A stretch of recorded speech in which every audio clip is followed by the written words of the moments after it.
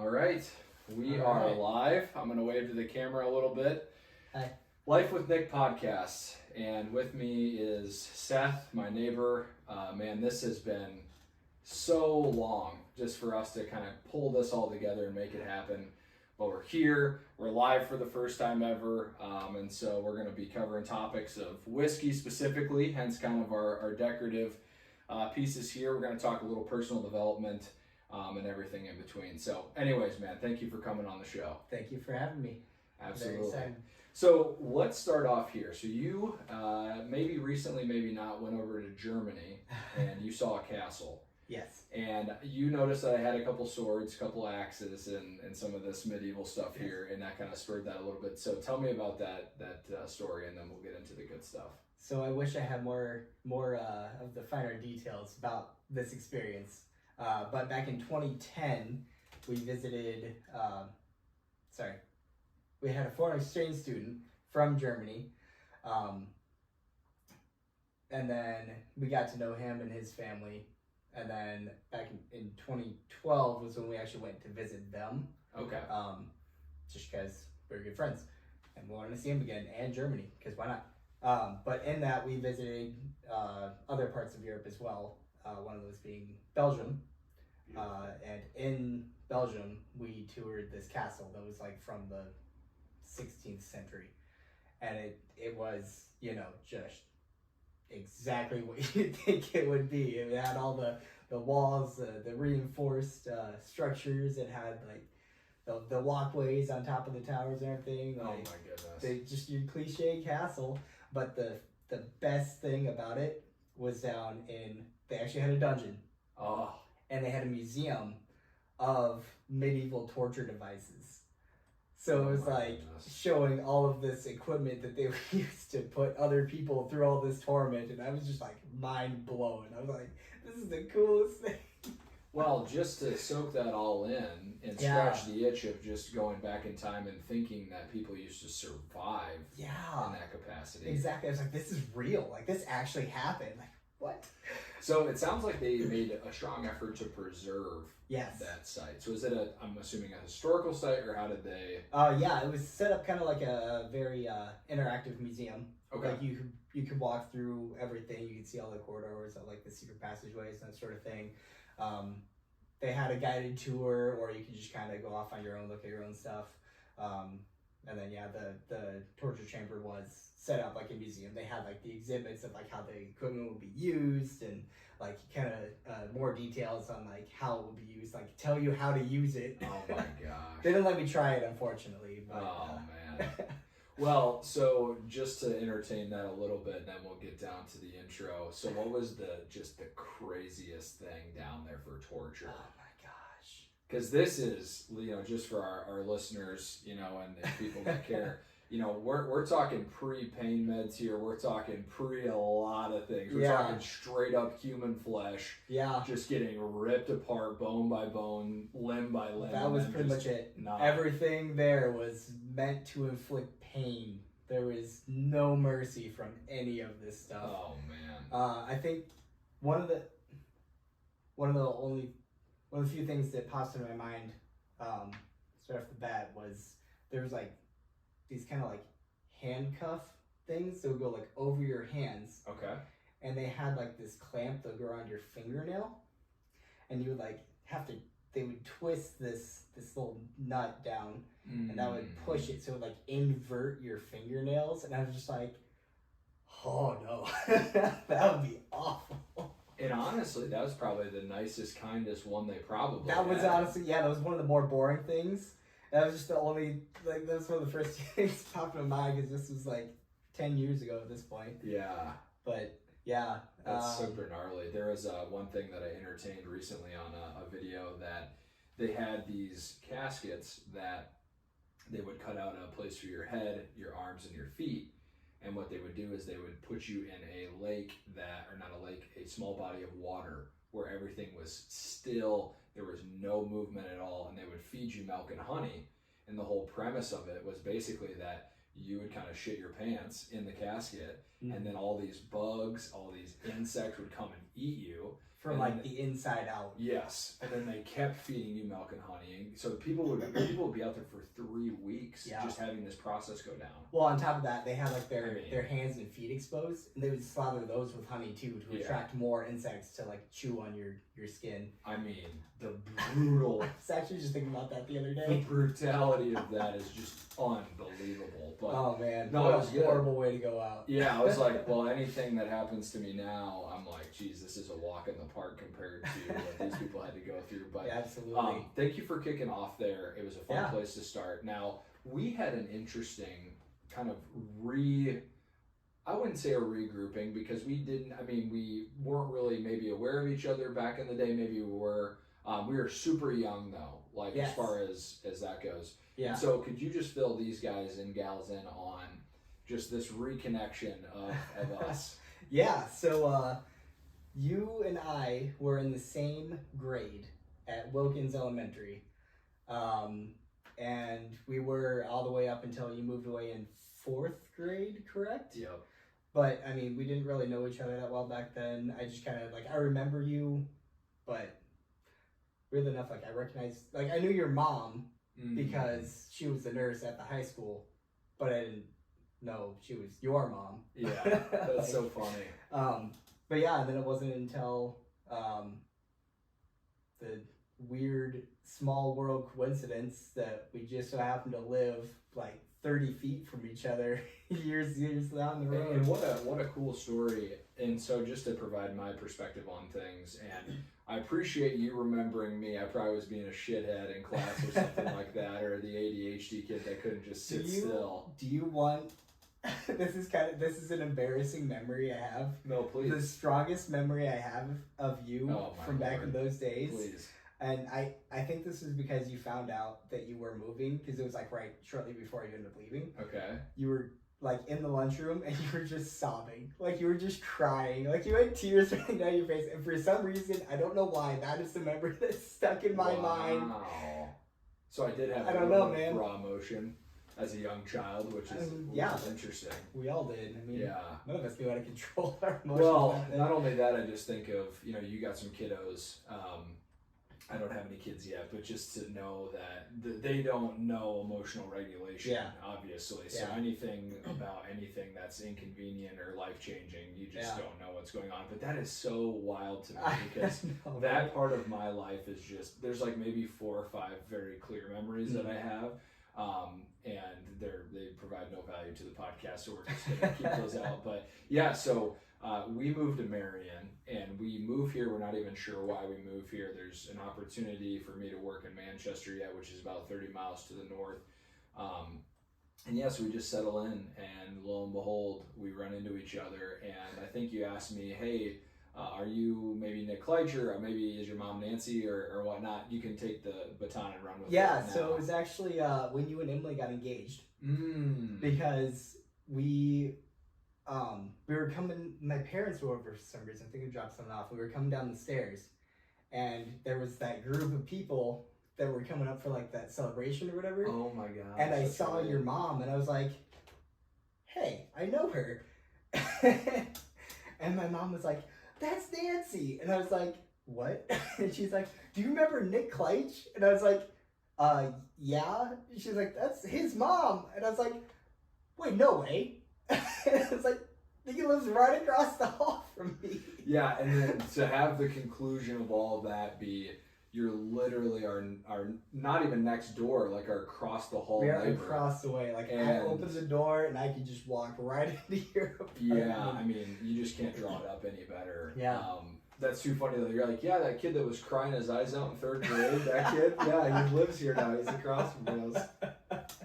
Like I said, that memory I have might be kind of embarrassing to you. For some reason, just the one that stuck. No, that's good. That's funny. There's a lot of people that remember me for worse things, so I'll take crying as a child as being on that list. But thank you, man, for introducing that. I feel like it was an organic story that we had to share for the folks listening. It's crazy. It's crazy how small world or coincidences like that happen. Yeah. And to bring it really full circle, so we're podcasting now, obviously. Yeah. And one thing that we have just kind of found a common interest in is personal development books and some other kind of things under that umbrella. But really, I just having you guys over, drinking a little bit of whiskey, which we'll get into as well too, and just kind of reconnecting. I guess I haven't felt an awkward moment in that timeline at all. I don't know if you guys have. No, not at all. I do have to share something back to you now, as Okay. you had shared that. This is not embarrassing, but Okay. it was a proud moment for me and Emily. So I think one of the times we'd gotten back from hanging out, and you guys had mentioned something to the effect of like, "Oh man, I'm just like glad that you guys don't think we're weird or whatever." And then here we are, we're coming back, and I looked at her and I was like, "If they only knew how weird we were, they would have no idea because they're totally fine." No. We are not. I assure you of that, we are not. Oh, well, in my validating point to you, I think that you guys are awesome people, and weirdness is what makes you great. So. Absolutely. Likewise.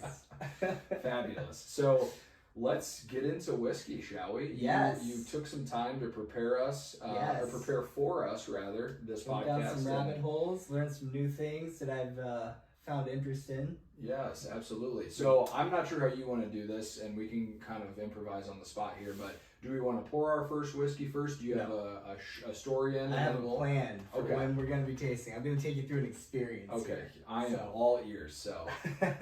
So you are a big history nut. I am, yes. Yes. Love So I history. have some fun facts that incorporate whiskey with history. Okay. Sorry, one moment. No, you're There just it is. fine. All right. So here's a little. Yeah, I'll just go through them. We'll talk them out. I like it. All right. So Tom Dewar, who is the son of John Dewar, who started the Dewar's distillation or Okay. distillery. Sorry. You're good. Worked with Thomas Edison to create the world's first filmed advertisement. Oh my god. And that was on their newest release of their new blended scotch, Dewar's White Label. Wow. That aired in New York and caused such a ruckus. There were traffic jams all over the place. They actually had to shut it down to get traffic up and running again because my people were God. just mind blown at this new technology that they were seeing. Wow. So they worked with Edison to Yeah. make this. So Thomas Edison helped create the first, marketing, essentially. marketing label. first commercial. Or commercial. Yeah. And so do you have a year timestamp on that by chance? Because I know Edison was, I believe, 1800s, or was That it would have before been- that? I think he was born in mid 1800s and then was early 1900s. It was early 1900s. I want to say Okay. 1907 to 1912. Okay, I was gonna say, we don't have to get it somewhere completely around there. perfectly I don't correct, remember the exact year, but it was in that early turn of the century. So we had, I guess I also think about when newspaper was created, because this preceding newspaper being created, maybe on a public setting where I don't like, think so. okay, so newspaper maybe came first and then that allowed them to. I would imagine, yeah. Okay, yeah, but still, nonetheless, I mean, we're talking about, you said New York, right? Yeah. We're talking So about like New York City, like downtown New York, just completely up in arms for because this. of this commercial that was airing on the side of the Unreal. building. I love that. Yeah. Unreal. All for whiskey. Well, that and we're nipping slowly on the heels of prohibition, and people didn't know that was coming, obviously. But just to think about the social media world we live in and Instagram and stuff, could you imagine just the word of mouth effect Yeah. that people would have about this? They say, "Holy shit, we got this bottle coming out." Everybody, they're telling everybody, all the guys I'm sure are lining up to get to the pub. Yeah. I mean, what a time to be alive. Well, actually, Tom Dewar, it's called Whiskey Tom. Okay. Because he was a front runner for this huge marketing ploy. Not ploy, it's not bad. Whatever, marketing. Where he basically went on tour with his whiskey. Because he's from Scotland. Yes, Scotland. That sounds about right. And he was like, we need to sell this stuff. So he came to America, he did tours, like he's trying to push this product anywhere he can. And like that I just told you about was kind of like his peak advertisement. But yeah, that was when man America was pushed. just flourishing. We're just before the roaring 20s. I mean, America is growing like crazy. Yeah. And things are good. Man, that's the first one. I'm curious what the next ones are, because that was a great one to start off with. Alexander Hamilton proposed the first tax on a domestic product in 1791, which was whiskey. Really? Yeah. That makes me a little bit upset, not at him specifically, but I'm not a huge fan of taxes, so knowing that everyone's making all this money, and then sure enough, I'm not sure if he was a part of the government at that point, but generally He just... was. Okay, there we go. There we go. I'm not here to proclaim the evils of the government and taxation, but it just it makes me laugh that they're like, you know what? Everyone's buying this, and they will buy it. Let's tax them, and then we'll get a little bit of the cut of the share. Interesting. I wish you could remember a little bit more of the details behind all that. No, you're good. Dive This into is that good deeper, stuff. but there's that little tidbit for you. I like it. Oh man, Mark Twain, Samuel Clemens, aka Mark Twain. He had quite an adventure. He was so he was there in Virginia City at the peak of the gold rush. Like, that's actually where he became a writer. He went down there with his brother to become a prospector, and that didn't really work out.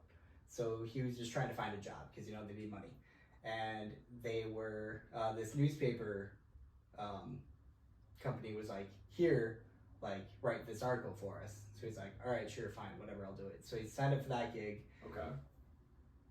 He pursued that. He was making $25 a week doing that, which is mind blowing. That's a shit ton of money, right? Back in that day, $25. That'd probably be about, I don't know, adjusted for inflation, but it's a livable wage. Okay. So not millions, but a livable wage. I might have maybe bought into that a little bit too quickly. But anyway, not quite. But what I am about to say is gonna blow your mind. And he discovered that just through, he became very popular in these newspaper articles because he was able to develop this creative wit that he was able to instill in his writing. And because of that, he grew more and more popular. He got to know all the rest of the townsfolk.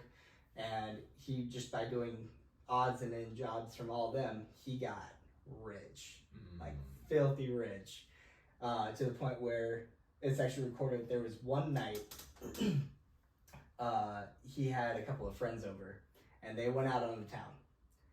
Now keep in mind, back then a nice high-end quality shot of whiskey was 50 cents. 50 cents. 50 cents a piece. Yeah, that sounds about right. Between the three of these men, they spent $237 in one night. That is insane. Like, that's an insane amount of money nowadays. But to bring it back to that time, and like I said, 50 cents a drink. Right. For each of them to spend $80. It's just wild. So they must have bought rounds for the whole I would imagine. Over. But yeah, it was that was just from like the odds and end jobs he would pick up from helping out other people. Because he actually, at that point in his life, he wouldn't even collect his salary, which is then up to $40 a week from his actual job. Wow. Man. So he's very big. Is that maybe the original, hey, we're buying everybody shots at the bar guy that came in? It's like, hey, we're probably buying shots. Probably. That is crazy, man. Yeah. I'm blanking out his name. Ulysses S Grant. Yes. Well-known war general. Yep. Yes. Big whiskey drinker. Does not surprise me in the slightest. It's actually he's accredited his success for these wars to whiskey. It's like get him in the right mindset or whatever. Yeah, if you wouldn't mind, is there any other pieces you can expand on with that? Because I'm curious what he means by that. Was it just maybe getting in the state of mind? Was it just that it calmed his nerves? I think it's because he was very I mean, to be honest, he had an alcohol problem. Sure. But he is also fighting in one of the bloodiest battles. Yes, I don't blame him for having this problem. Yeah. It's perfectly understandable. It wasn't like he was just situation. chilling, farming and just getting totally black. Actually, there was one point he was. Oh, okay. But that was after the war. So. Yeah. Hey, you can only do so many good things. There's got to be a bad thing that climbs in there every once in a while. But anyway, back to Ulysses. I love it. Oh man, I wish I could dive with more confidence dive into this one too.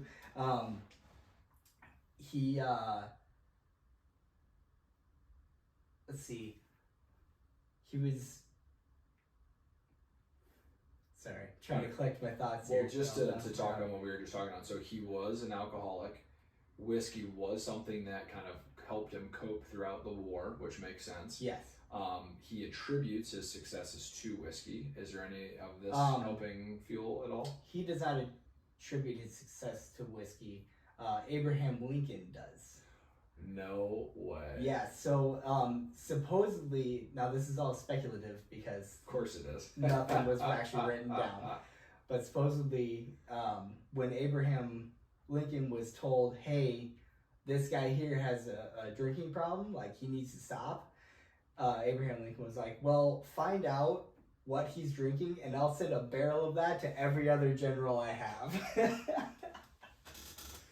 And that is why Lincoln is one of my favorite people. Oh man, it's incredible. So we have to just remember, and I'm going to say this to the folks at home here too, we're talking the 1800s here. Yes. We're not talking any knowledge of health at all. Oh, whatsoever. absolutely not. We're talking about men and potentially women as well that were just in this general area of this war occurring, that they're just trying to survive in any way, shape, or form that they can. So it's easy to point fingers at some of that stuff and be like, oh, Ulysses or Lincoln were alcoholics. It's like, well, yeah, they probably were, because they're just stressed out of their fucking mind. Yeah.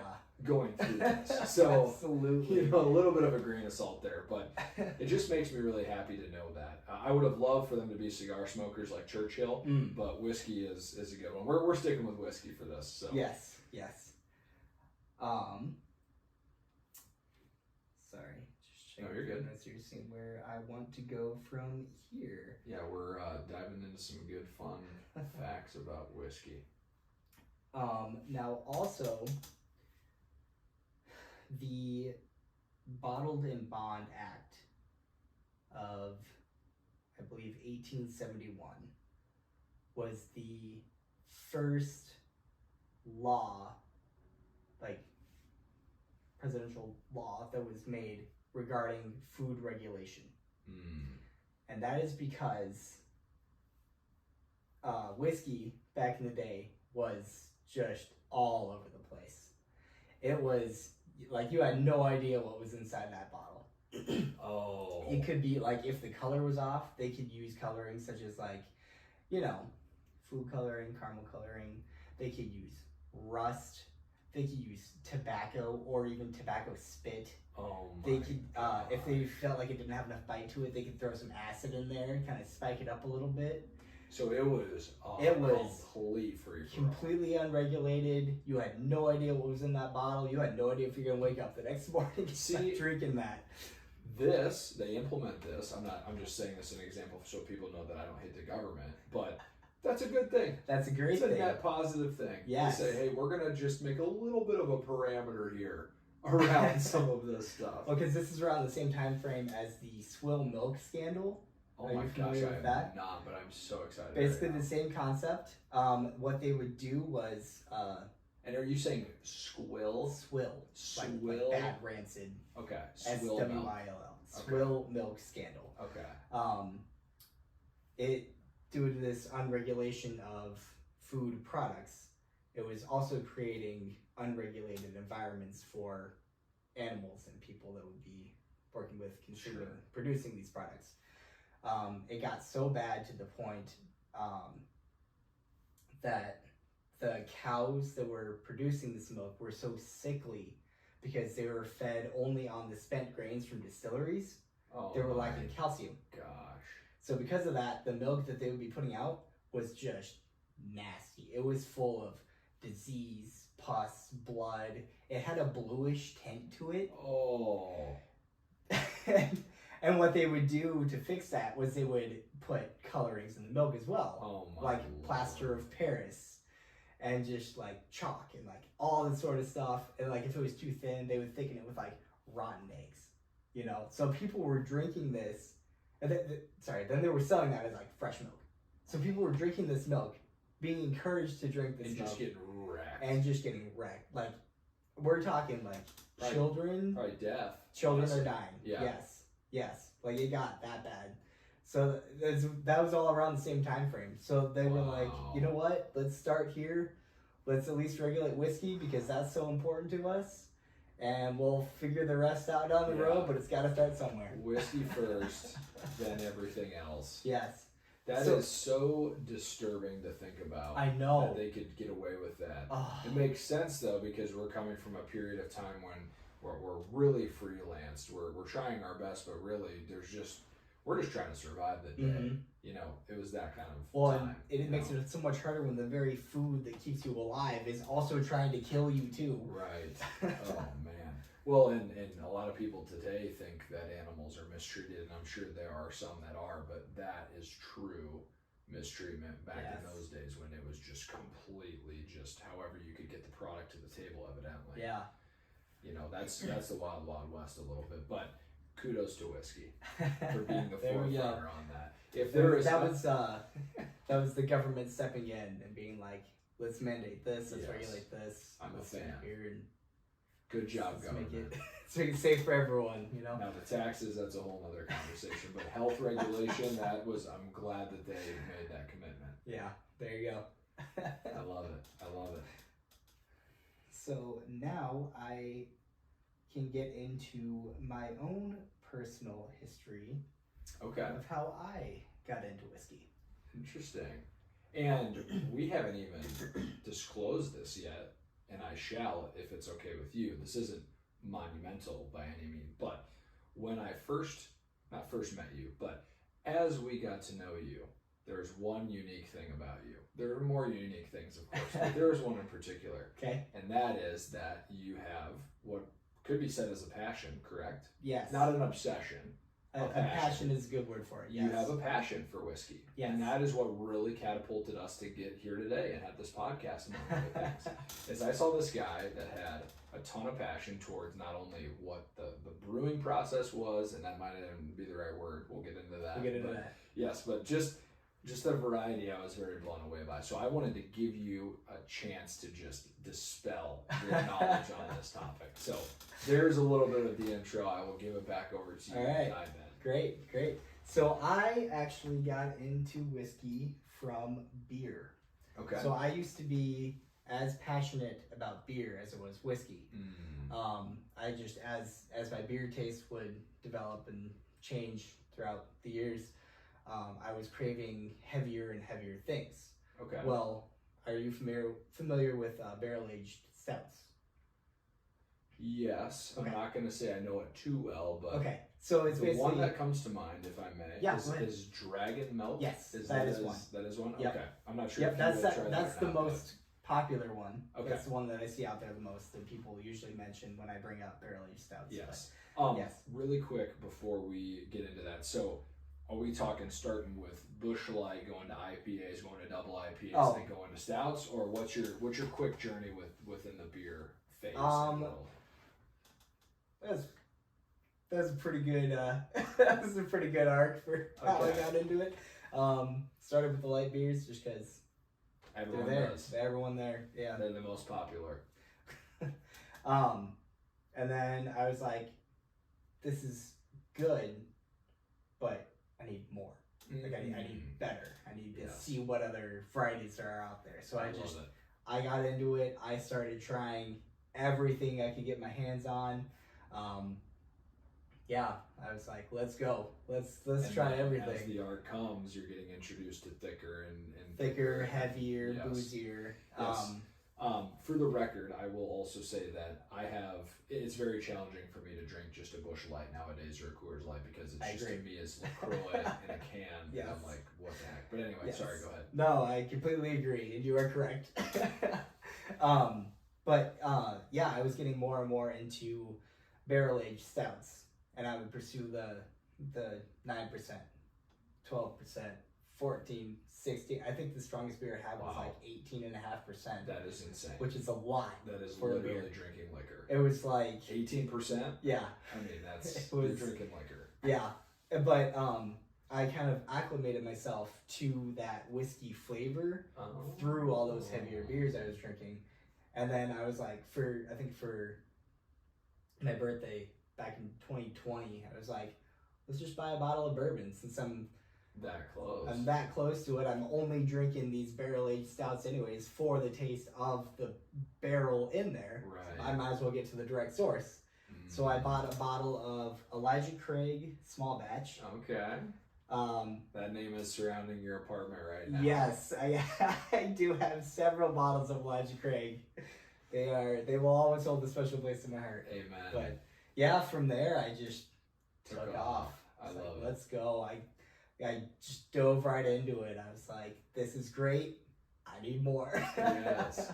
Well, most people can dive in, right? Most people can find something they like and just run with it and be passionate, let's say.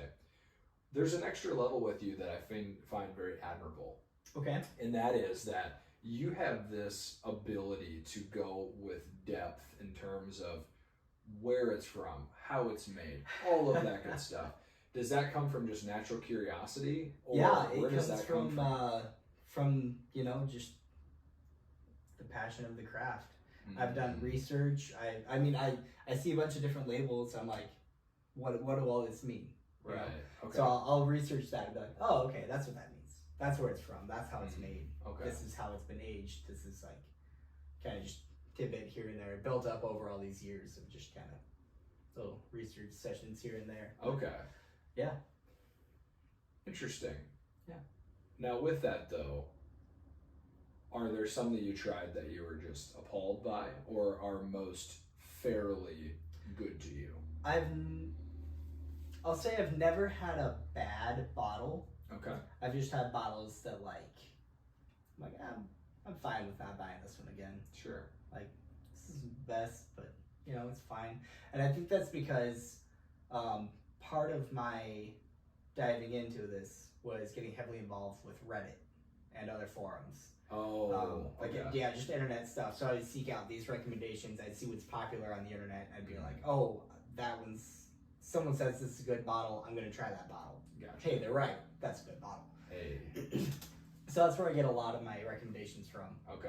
Honestly, still nowadays too, is the bottles I seek out or the bottles that I see online that people are also looking for. So they're kind of hard to find. But if you had to put a number on how many different kinds that you've tried, what would be that number? Oof. Put you on the spot just a little bit. I can confidently say I've tried at least 50 different bottles. Okay. Minimum. 50 minimum. Confidently 50. Yes, at least that many. Which is a lot. Probably closer to 70 if I had to speculate there. Okay.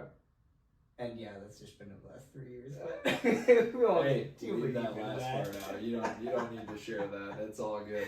No, but it's just the passion. Well, I was just gonna say passion, and there are, a variety of different things that obviously people can fall in love with. But the thing that I also will say, and then I have a question to come back to keep us on kind of path here. When we've hung out, it's not like you're getting toasted every night on this stuff. You're sipping it, you enjoy the flavor of it. Oh yeah. It is coming from a place of true appreciation for the craft, as you Absolutely. said. And that was one thing. Yes. I don't say this in the sense of like judging, because I've made too many errors in my life to do that. But just observing, saying, okay, like how does this handle it? How does he go about it? And I could just tell from the first pour, you knew exactly what you did. You're like, hey buddy, let me take care of you from here on out. Yeah. Hop on the Seth train. We're gonna go around, get some whiskey and all that other stuff. So my question. So let's go back a little bit to the barrel aged beer for a moment. Okay. Before we make that transition. Yeah. Could you maybe touch on how that is made, if you will? I'm not sure if we were going to get to this at some point, but I just want to make sure that they have an understanding of how we actually get to that into whiskey. Okay. Yes. So they would take this heavy dark stout because that's really the only thing that could withstand the barrel aging process. Just because a lighter one would just get overpowered by the whiskey. Okay. I'm so sorry. No, for go cutting ahead. you off. Please. So define stout for us. Let's get that. Okay. Because that's a part of the puzzle. You know what I'm saying? Yeah. It's just a type of beer. It's brewed with roasted barley and hops and oh my gosh, I'm blanking on the ingredient. Water, barley, hops, yeast. There we go. Those are 4 ingredients. Okay. But instead of like a malted barley, which is where they'll kind of cook it, it's a roasted barley, which is where they will char it. So this thing is like as dark as you can make it, just to invoke this rich, robust, sometimes smoky flavor into this dark beer. It's an acquired taste. I will say that. Oh yeah. But also, you guys watching over there, try it out. But if you normally drink light beer, this stuff is gonna kick you in the ass. Yeah, that'll give you a punch. Good. So we laid the foundation with stout a little bit. So let's Yes. go back to stout. Evidently, is the only brew that is able to handle the whiskey. Sorry. Most common. Okay, most common. There are some experimental brews out there. They barrel aged. If you're into the craft, they're fun. If you're not into it, save your money. But yeah, they will take this stout, the dark beer, and they will put it in a used bourbon barrel, usually for a number of months. I've seen 3 months, I've 6, 9, I've seen up to 2 years. Wow. Which is where I got that 18% one. But they'll let the flavors of the beer infuse with the flavors of the whiskey left over from that barrel and come up with a whole new product that tastes like just completely different than how it started from either perspective. So it's kind of like I said, it's kind of a midway point between beer and whiskey.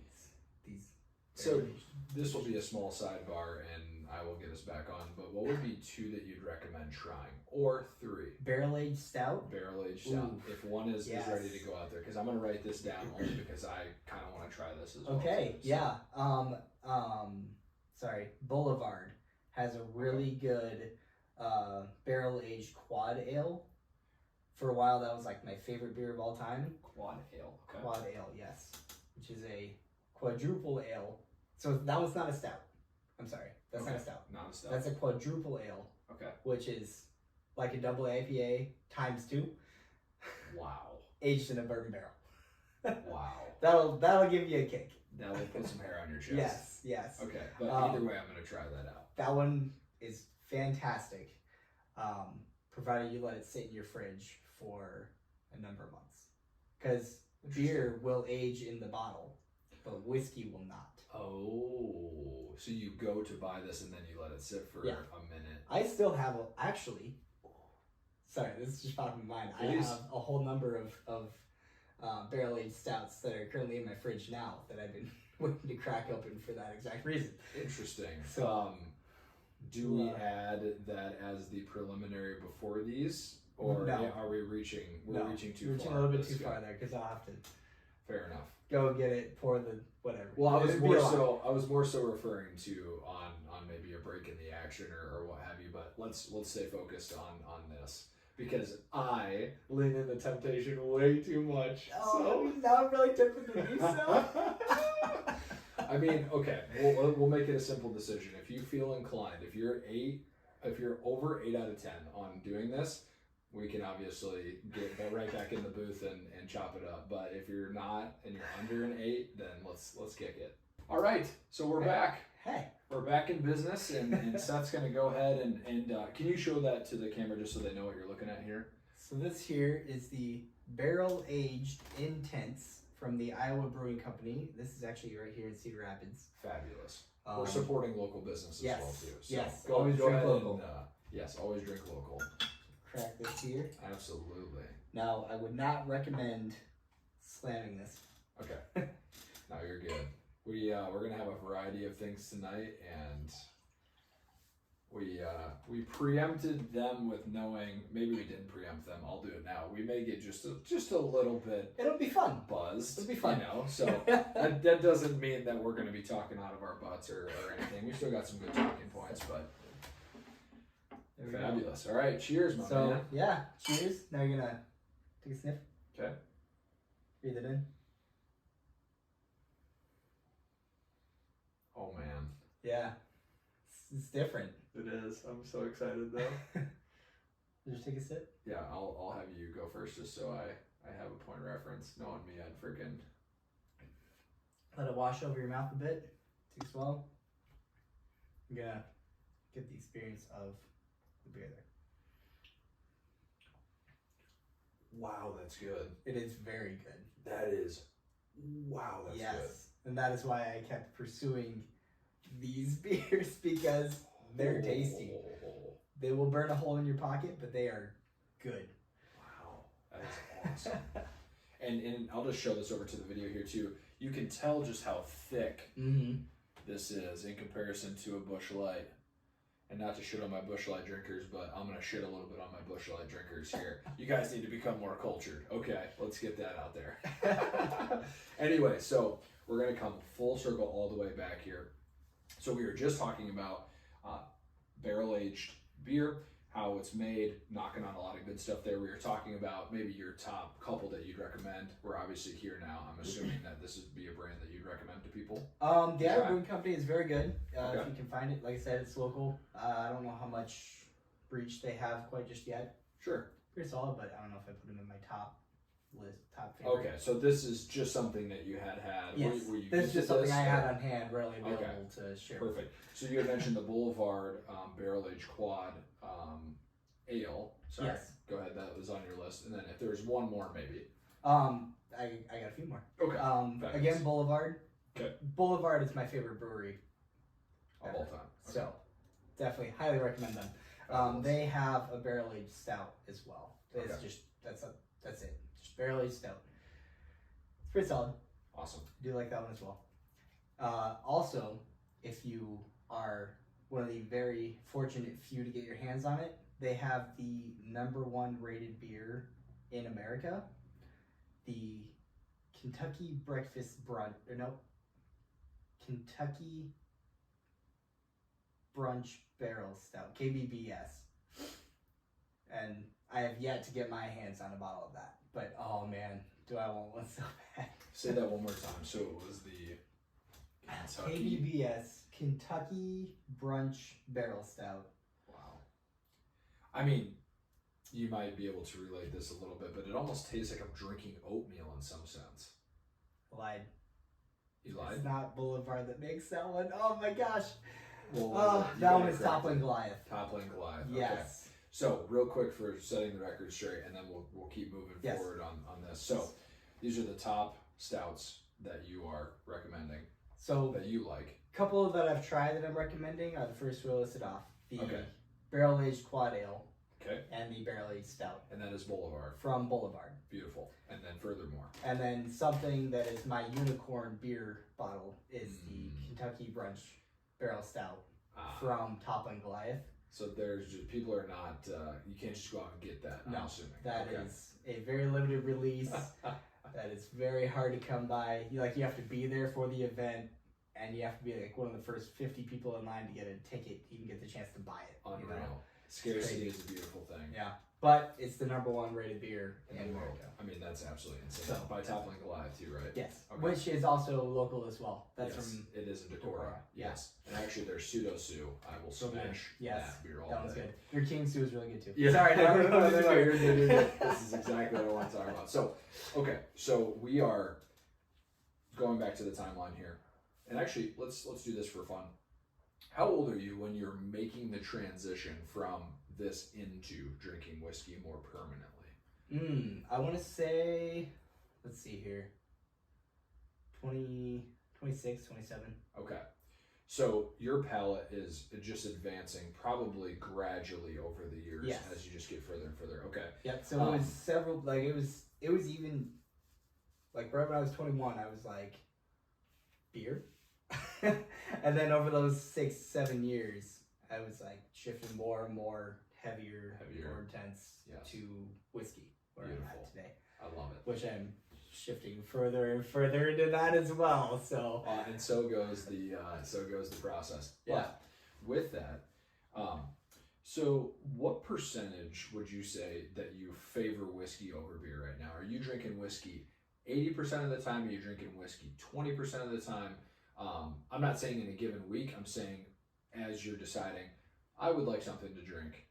I'm going to choose this. I'm going to choose that. What would that percentage be?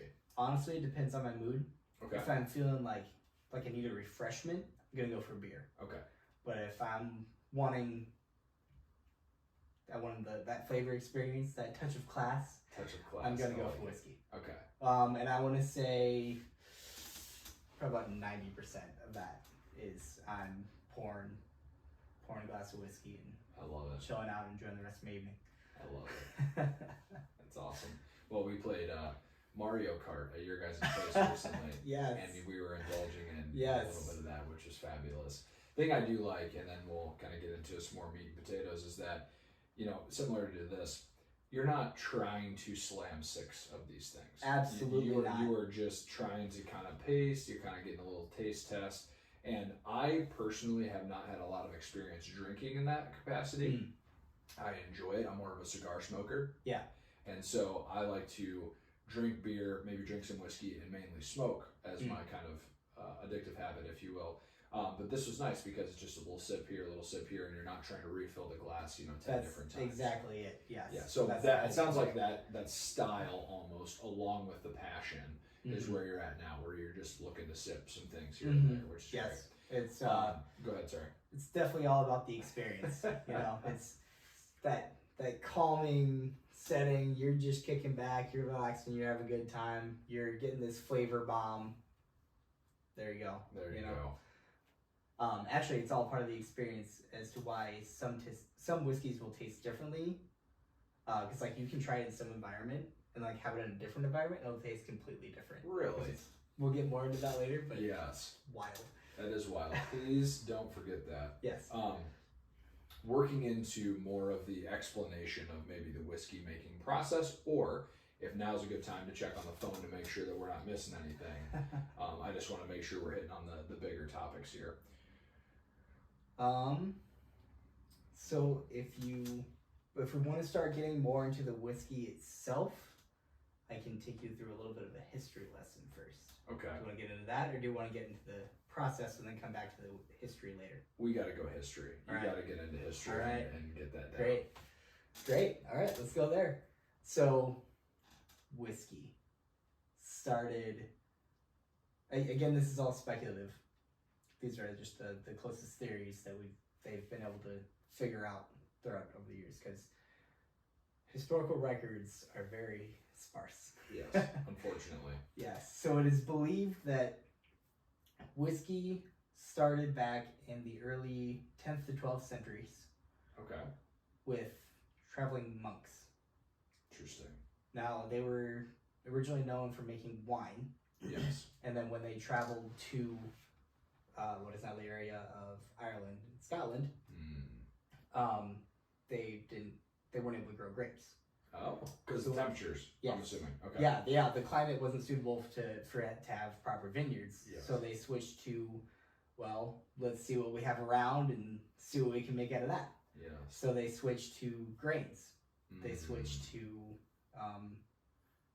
barley. They switched to rice. They switched to wheat. Everything, I'm sure. Everything they could grow in that environment, that's what they did. So they took that and they called it aquavitae. I think you're thinking Aquafina. It's water. Yes, they called it water. They drank it by the liters. We haven't laughed enough yet, so I had that joke. But anyway, back thank to you for that. And that's translated to water of life. Water of life. Yes. Okay. And that was sought after by royalty. It was sought after by just the common people of the area. Though everyone was drinking this aquavitae. Okay. And if I may, really quick, just so y'all know, So oftentimes they would value these beverages over water because water did not have a good filtration system back in that time. Yes, we do not have. It's a serious They issue. did not have Aquafina like we have nowadays. Yes. So literally, that's why that's portrayed so much that they drink, because they literally were drinking a more healthy version of some kind of liquid than actually drinking. It was because of the high alcohol content and the distillation that would lead to this pure product that they could then consume more safely than the water. So water spills happen to the best of us. You know? But we're back in live action. So you were just commenting that this actually gets better as it gets. Maybe better is not the right word. Go ahead and that it actually as it gets warmer. Yes. So there's actually a little bit of science to that, because with the dark, deep, robust flavors you get, those are kind of more subdued in colder temperatures. So as it'll warm up, that'll kind of open up more, and you'll get more of that experience. So it actually will taste better the warmer it gets. Okay. So as you're kind of sipping on that, it'll just keep getting better and better. More to go. Well, and I promise you and also them that I won't get just obliterated on this podcast, but I do like sipping on a little bit of booze. It's a Friday night. So there you go. We were just chit-chatting before a little bit of the accident there on how alcohol was actually cleaner than water, which is a very unknown fact, I feel like, to most people. Yeah. So if you have more to add to that, feel free. If not, we can continue on the history kind of portion of We'll get right back into the history. Whiskey. So that was then taken by the Scots Gaelic and Irish Gaelic people, and they had a term for it called Wishkaba. Wishkaba. Oh my. And that is spelled using characters that look like the modern day letters of UISCE for the Irish Gaelic and UISGE for the Scots Gaelic. Interesting. Now, there's also some speculation there as to why there are two different spellings for the word whiskey. Sometimes there's the E in there, sometimes it's without the E. That's a whole nother debate. A whole nother rabbit hole. Yeah, but that's funny. Just have a little tidbit there. They actually had two different spellings for this. So then when these trying to collect my thoughts here. You're good. When these The Gaelic monks. people, just kind of as the language evolved over time, just kind of turned into what we now know today as whiskey. As whiskey. So that's kind of the origin of the name. Okay. Now, and let me pause and interject really quick. So it sounds like as these monks, if I recall correctly, are going over here, not having accessibility to wine, it sounds like it stays around in those cultures, the end product. And is that maybe the general origin of whiskey in some sense, or is that painting too broad of a brush? Well, and I know it's a loaded question, but just try your best. Yes and no. Okay. I mean, that's kind of like the speculative origin of this beverage. Like where it all started was back at this time. Now, it wasn't the barrel aged, like high class. Yes, beauty that we know today. And we'll get that later. Okay. But this was more like, it kind of drank more like vodka or like moonshine. Oh, okay. It was like just a pure alcohol. Just get the grains fermented enough to get that effect going and get it out there. Could you imagine back in those days, you're just coming off a long day of hard work and you just drink pure fucking gasoline and you're just loving it. Like, it is something you enjoy. It's like, hey, let's go drink some fucking gasoline and just get hammered. You know? There you go. It's just a funny thing. But anyway, before I cut you off, you were about to go down another path, that's fine. And then the art of barrel aging kind of naturally fell into place because barrels were the container of choice for everything back then. Like this was before plastic was invented, so they didn't know about that. They didn't know about like any other, like metal was pretty scarce, so it wasn't, the buckets we know about. So everything was made in barrels. So over time, as this whiskey would sit in the barrel, they realized like, hey, this is tasting pretty good. Like, So it was been there for a little bit longer. Just to summarize that a little bit. So it's literally this process of how do we preserve this liquid? It was pretty much like, we made this liquid. How do we store it? How do we store it? Here's a barrel, pour it in there, call it good. Yeah. And then no idea that would have an effect. I'm sure at the time. Yeah, that was exactly it. It was kind of a happy accident, right? Because over time it would taste better and better the longer it sat in there. And they're like, let's keep this going. Could you imagine the meeting of the people that are overseeing that? They're like, hey, this one's been in here for how long? They're like, it's been in here for a while. Let's taste it. It's been there for like 15 years. Let's see how. They all just take a sip and they all look at each other like, it's pretty good. Pretty damn good. Yeah. So that's kind of how that evolved, which I will definitely get more into that later on. I love it. But that's a very cool fact to consider, though. Yeah, just kind of starting from those origins and working its way, it kind of spread across like the world from there, and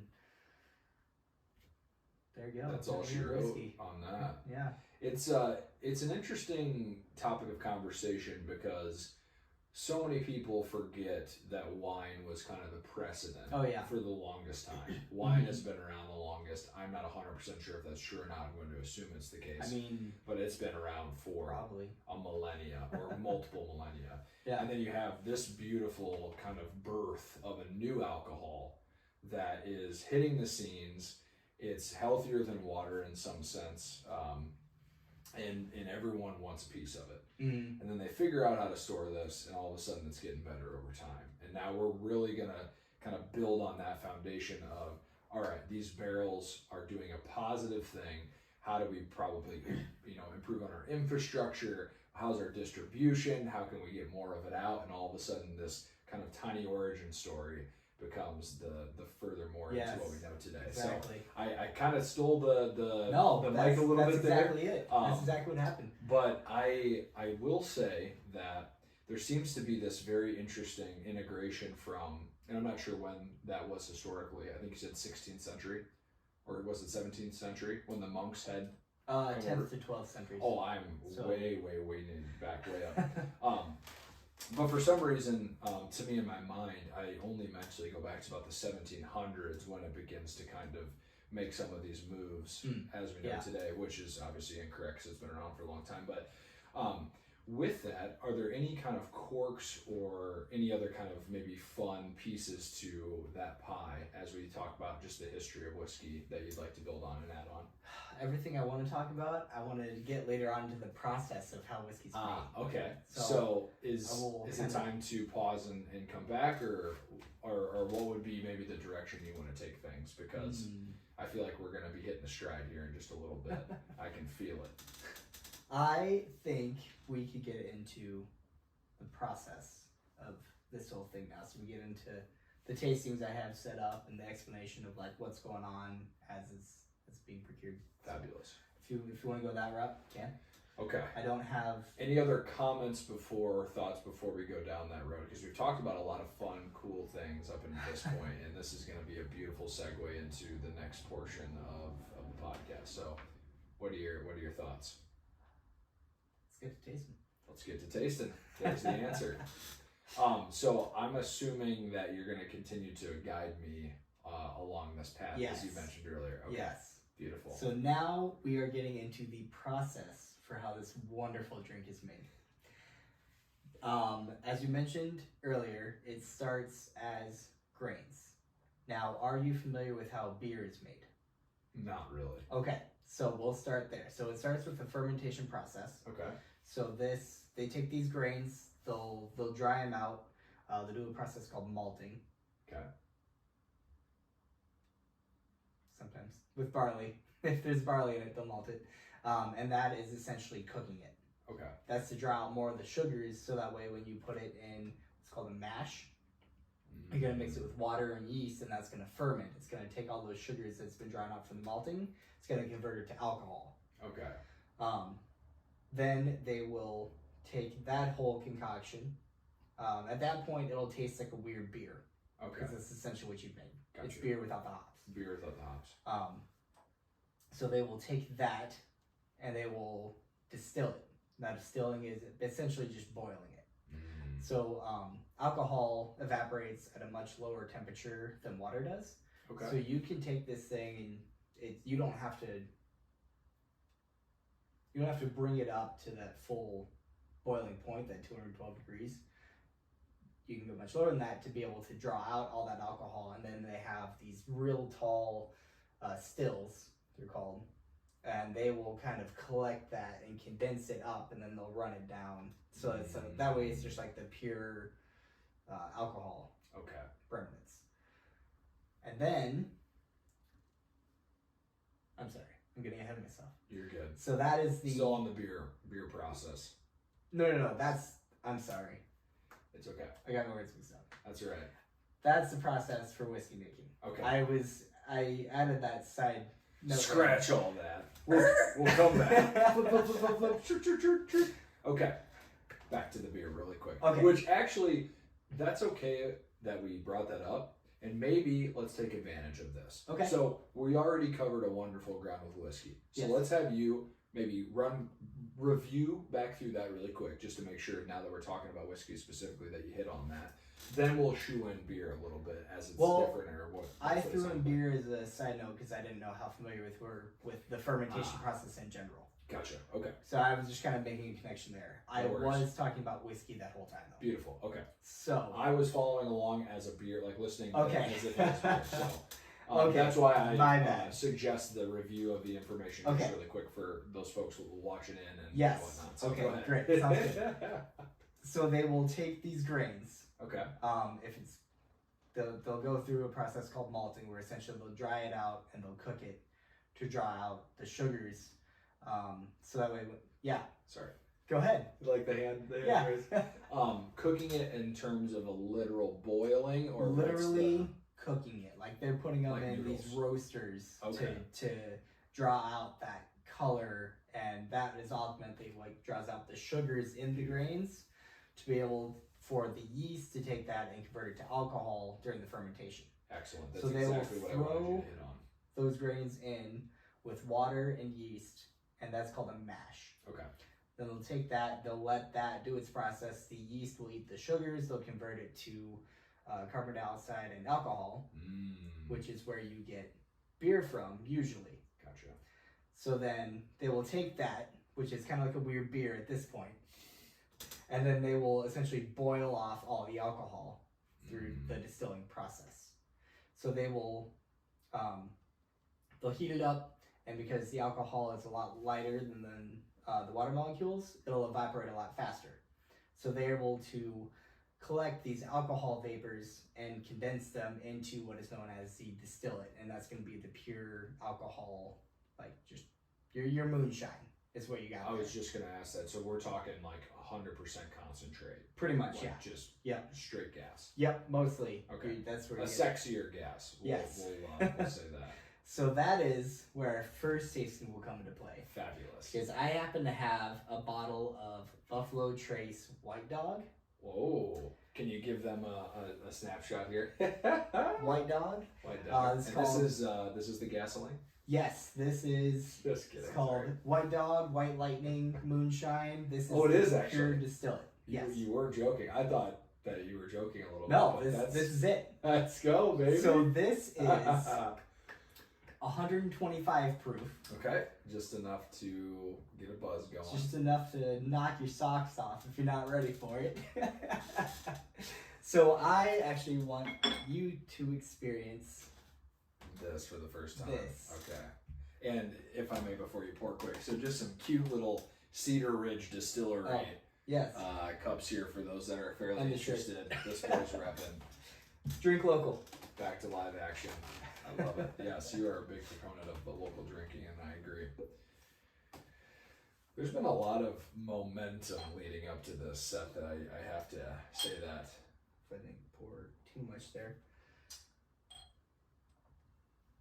That might be a little much. It's fine. It's fine. We're committed at this point. So this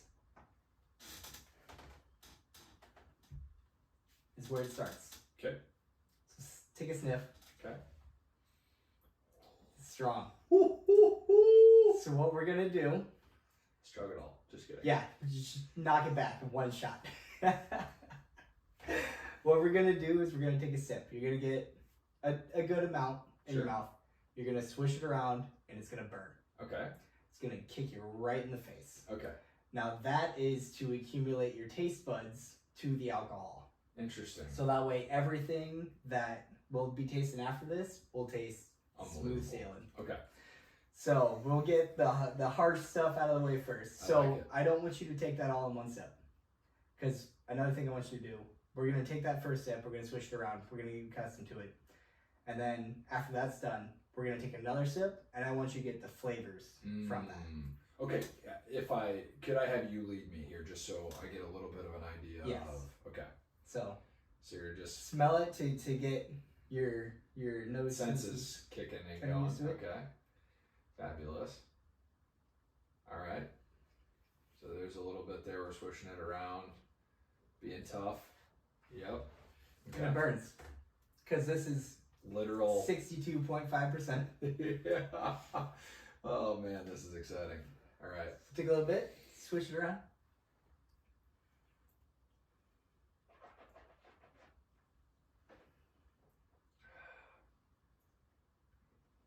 Feeling it? Oh yeah. All right. I'm gonna take another little sip.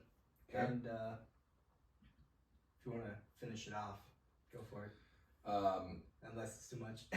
We'll see.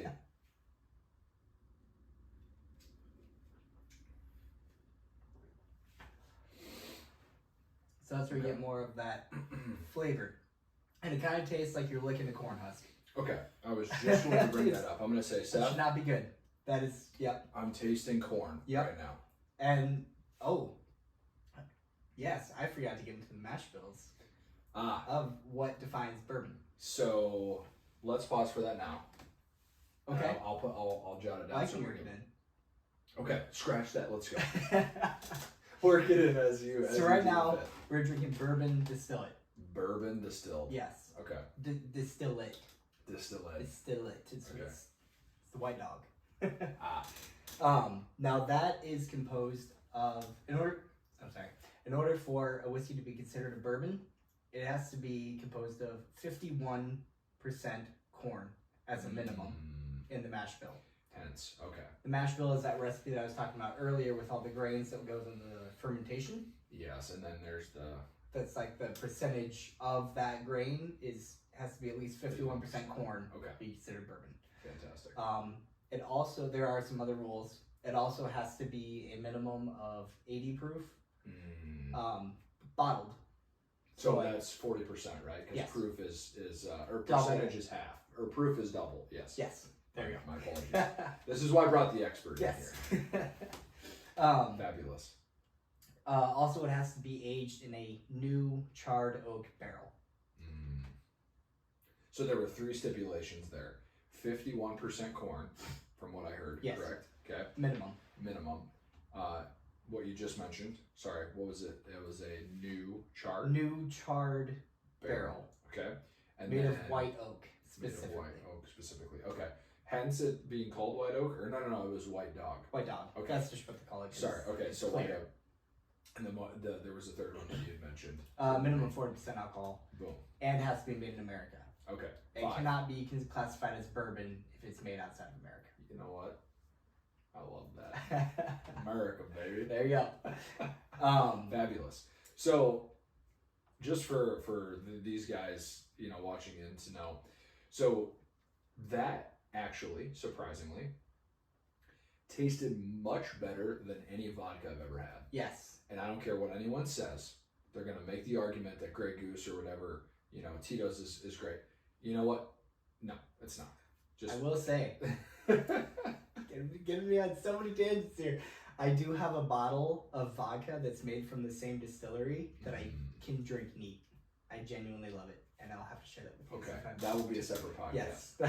But I share that to say we had kind of a maybe rougher physical demeanor taking that down because this is literal straight alcohol. Yes. In some sense.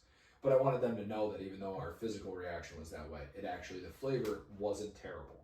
Yes. And it's got a lot of corn and a lot of strength right to it. So So back to you, my friend. they will take this moonshine, and they will put it in that barrel, that new charred white oak barrel. Okay. Now, I want to get into some history as to why they char the barrels, like how that all started. Please.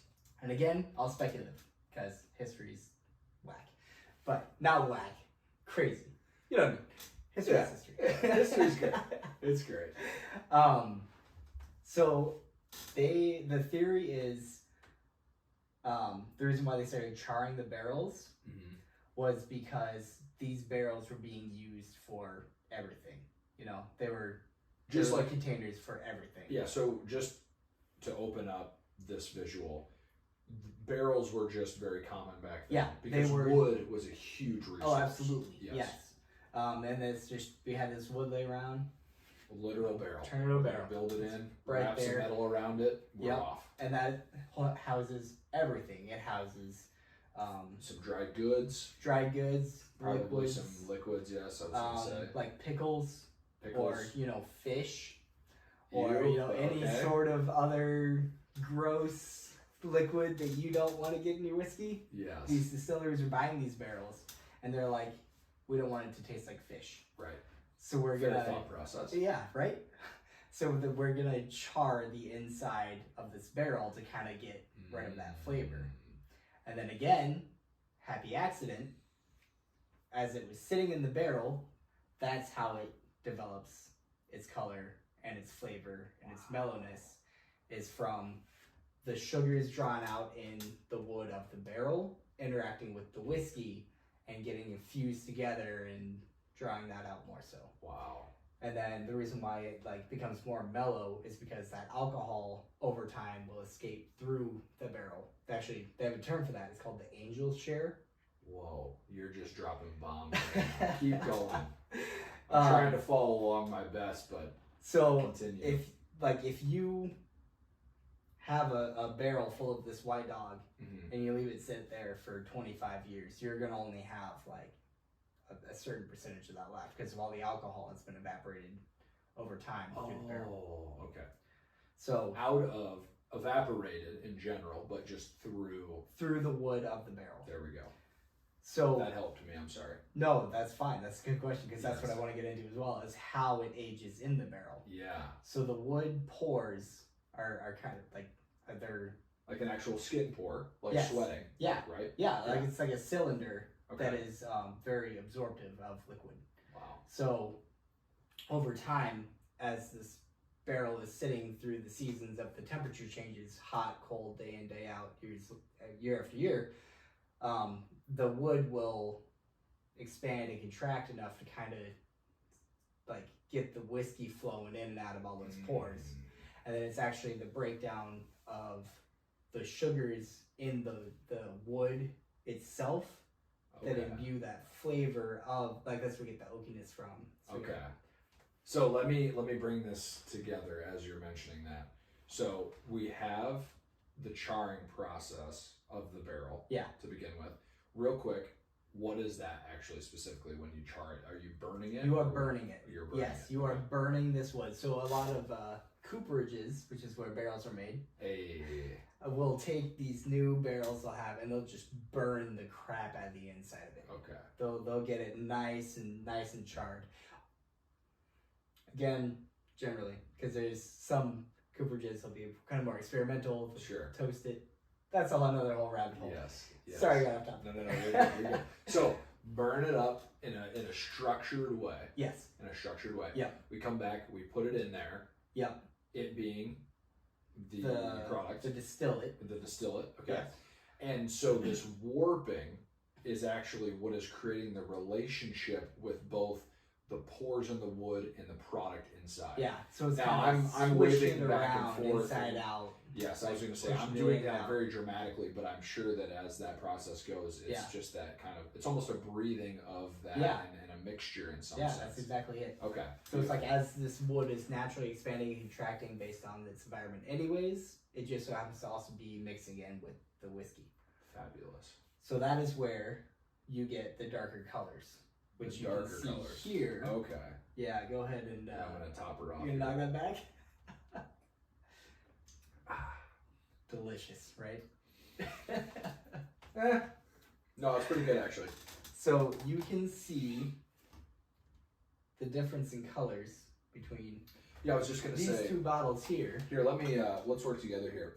So this is what? How would you pronounce this? Weller's. Weller 12-year. Okay, Weller 12-year versus Buffalo Trace. Yes. And so if we can get this close enough to the light, obviously this Buffalo Trace here is certainly lighter. It's a little than bit the lighter, Weller. yeah. So. And that Very is cool. because Actually, the aftertaste of that is actually pretty damn good. I'm not It gonna is, lie. yeah. Yeah. it's very sweet. Yes. Buffalo Trace here is aged in between 6 to 8 years. Okay. Just as an average, it's a small batch sort of deal. Whereas the Weller 12-year is aged for almost twice that long at 12 years, which is where you get more of the wood imbued into the whiskey. And then AKA the darker color, Yes. as we had stated. Okay. Yes. Fabulous. Now, color can just kind of hint towards that being an older whiskey, but there's a lot of other variables go into determining the color of the whiskey as well. Just a little nerdy side tangent. That's okay. I like it. I like it. As So- you guys can tell, Seth, this is not your moment per se, but this is the platform that you needed to speak. I on have been this. looking forward to this conversation for Ah. so long. I was like, someone please just talk to me about whiskey. That's all you wanted. Damn it. That's all you wanted. Life with Nick podcast, baby. There we Let's go. There we go. Yes. All right. So- Continue on, my friend. Right now, I'm gonna pour the Buffalo Trace, Okay. and we're gonna see how after a minimum of 6 years, the whiskey has been affected. Now, I will point out, these are all of the same distilleries. Ah. Buffalo Trace Distillery has made all of these products, but I cannot say for certain that they're all the same mash bill. Like they're not all the same recipe, Right. because they're very secretive of that. they won't give me the information. Fair enough to Buffalo Trace. So we'll pour a little bit of the. Now, I hope not too much of the White Dog will be impacted. Oh, I was gonna say, knock it down if you need to, and pour it up, baby. That might be a bit much. I apologize. It's all right. When you're on the Life with Nick podcast, you go to the figure to a little make that heavy happen. hand there.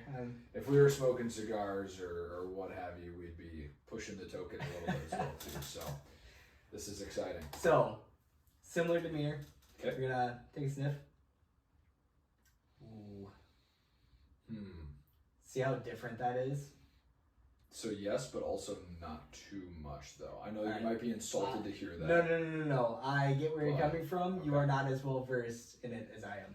But it smells mellower. Correct. Smells Mellower and kinda- not as Not as aggressive. Or gasoline like, yes. moonshine like. Yes. Yes. and that's because this is only this was 62.5% alcohol. Okay. This is only 43% alcohol. Okay, that could very So very there's- much be the difference there. It's a friendlier taste, I will say. This was 45. trying to come in with a crowbar and just finish the job. Exactly. Which is what, I wanted to show you because this Right. is where it all starts. Or that's where it all I starts. knew you were going to lead me to success. So I'll have you kind of go through it again. So now we as you will do. kind of breathe it in, get Okay. that nice sweet fruitiness. Okay. Are we swishing this as well too? Mhm. I'm going to imagine. Okay. Just kind of let it run over your mouth a bit. Okay. Get it in there. So I'll enjoy the aromas, enjoy the flavors.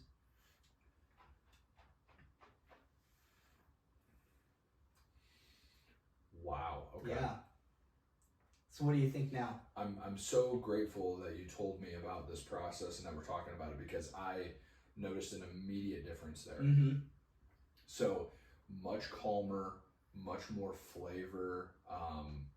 I can begin to taste I don't want to use oak as like my default term, Yeah. but that's more of what I'm getting. Is Absolutely. like, Yeah. I feel like I'm tasting more of the wood, which is very cool. Yeah. Great. Yes. So He goes bottoms up. let's go. No, it's good. It's good. While we're just kind of, let's say, polishing this a little bit, Okay. just a couple of personal questions Yeah. from me to you. So I know Elijah Craig has made his name, or her name, I'm not 100% sure, I'm assuming that his, is around your apartment a lot. Yeah. For, the right reasons. How does, Buffalo Trace stack up to, some of these? It's in that same sort of playing category. field. Yeah. These are all common household names I'm just throwing around on a daily basis. I love it. For the record, if you were to go into his apartment, the whole kind of upper around the kitchen has bottles, and that's the commitment that I look for as a friend to a friend. Is that right there? That's absolutely beautiful. I counted, and I think I have close to about 30 bottles right now, just in my collection, and that it decreased drastically from when we had to move from Des Moines. No. Okay. Oh no, that was my choice. That was a good thing because I had close to I think almost 60 bottles. Wow. In a 2-bedroom apartment. In our kitchen, just the counters were overflowing all the time because we didn't have room for anything because all my whiskey bottles were taking up space. Seth, you know what just came to my mind? Yeah. Let's say you have you're in Rochelle's room, in the kids' room, and you go to her and say, "Hey, sweetie. So I don't know how to say this, but the kids are gonna have to sleep on the couch. I need That's to why use I this downsized for more whiskey in here. We gotta get rid of the bed. It's taking up too much space. I need to haul in my totes of whiskey. Someone visits and it's just this whole closet of beauty, and then they're like, "Where do the kids sleep?" And you're like, "Honestly, I don't even know." I don't know, wherever they just kind of chill out. They find a corner, they curl up. Oh my god, that's fabulous. Hey, what's the new bottle I bought? Yeah. Oh my gosh. How was school or how was work today, honey? Don't care. I have some work to get back to. No, that's great. Beautiful, man. Yeah, I'm gonna take a little bit more. Yeah, go for it. And I apologize. I realize now I gave you way too much of that. It's all right. Whew. If you want to finish this off, pour it into here if you want. Oh, you're fine. Okay. We're good. All right. I want to. This is exactly what we signed up for. So. Yeah. But if I may, and you'll appreciate this, it's quite crazy actually. Maybe it's not that crazy. How much of the bite factor goes away with just the amount of alcohol in the drink. Because when we hit that first one, I'm saying hit like smoking a cigar. We drank the first one. We were noticeably churning of whew, that was some gasoline. Mm-hmm. This was not that way. I mean, I felt a little bit naturally, which is going to happen when drinking not beer, obviously. But when I had the chance to switch it around and then take that gulp, I didn't get the kick in the ass that I had gotten before. Exactly. So I kind of like that. Mm-hmm. So. And that's kind of a good tip to drinking whiskey anyways, especially if you're drinking it neat, is that first sip, really switch it around. Get it in every little crack and crevice in there because you're going to get that burn out of the way first. Then when you go back for that second sip, that's when it'll open up to you. The flavor profile. Yeah, that's when you won't be knocked back by that alcohol. You will get the flavors of the drink itself. So 2 questions for you real quick. This is a little bit impromptu, but when you're drinking whiskey, do you do that to yourself every time to clear the palate? Yeah, that first sip, it might be a little bit bigger, but it's at least enough to burn it fully get everything. So that way, the next sips after that are just smooth sailing. Wow. Okay. Very respectable. That's an interesting thing on to doing this. Over here, what is neat versus what are some other acronyms of preparation of this? Because you're throwing around these terms. I maybe know, but I want everyone listening and watching to know the definition of that. So neat is what we're doing right now. Okay. Just the straight whiskey right from the bottle. No ice, no water, no additives. It's not mixing a cocktail. You're just sipping the pure stuff, enjoying it for what it is. Gotcha. On ice or on the rocks, same thing. You got your ice, which can be also beneficial if you're new to drinking whiskey. A little bit of ice in there, kind of a little bit of dilution, a little bit of water, can really also open up more of the notes you'll get. It'll kind of bring more of it out. So especially if you're just learning the art, it's recommended that you do that because not only will the alcohol burn not be as intense, but you'll be able to enjoy it more for what it is, depending on who you are. Interesting. So yeah, actually, if if you want to, you can take a couple drips of your water there, put it in the glass, and you can see how that changes it. Okay. Let me do that upon polishing it off. Okay. I'm gonna take just one more good sip by itself, and then I'll finish it off with a little bit of water. In fact, I'm gonna actually do that myself too. Yeah. Let me Still take around one together. more. Now it's just a little bit. So I'm gonna be very gentle here. We're talking like a couple drops. So it's just the tiniest amount. I almost feel like I could drop it from my mouth. Oh, I definitely poured in too much. That's alright, so did I. Anyway.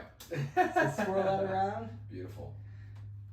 Now another side note here, swirling. Yes. That can also get more of the aroma. So like the charring glass, it's made for that exact thing. So like it's meant to have everything come right to your nose. Okay. Did you notice a change in that at all? I'm gonna be honest, I didn't. No. But amateur. I did. Less than amateur, actually. You did. I did notice a difference. Yes, it's kind of more. I get more of the oakiness. Okay. I get more. And that is real. I'm saying that to you. I'm saying that to this. I definitely tasted more true wooded flavor in that, which is good because it's been in there for 6 years. So I'm gonna ask this question. It might be stereotypical. It might be cutting through on some of the people in the world of drinking this.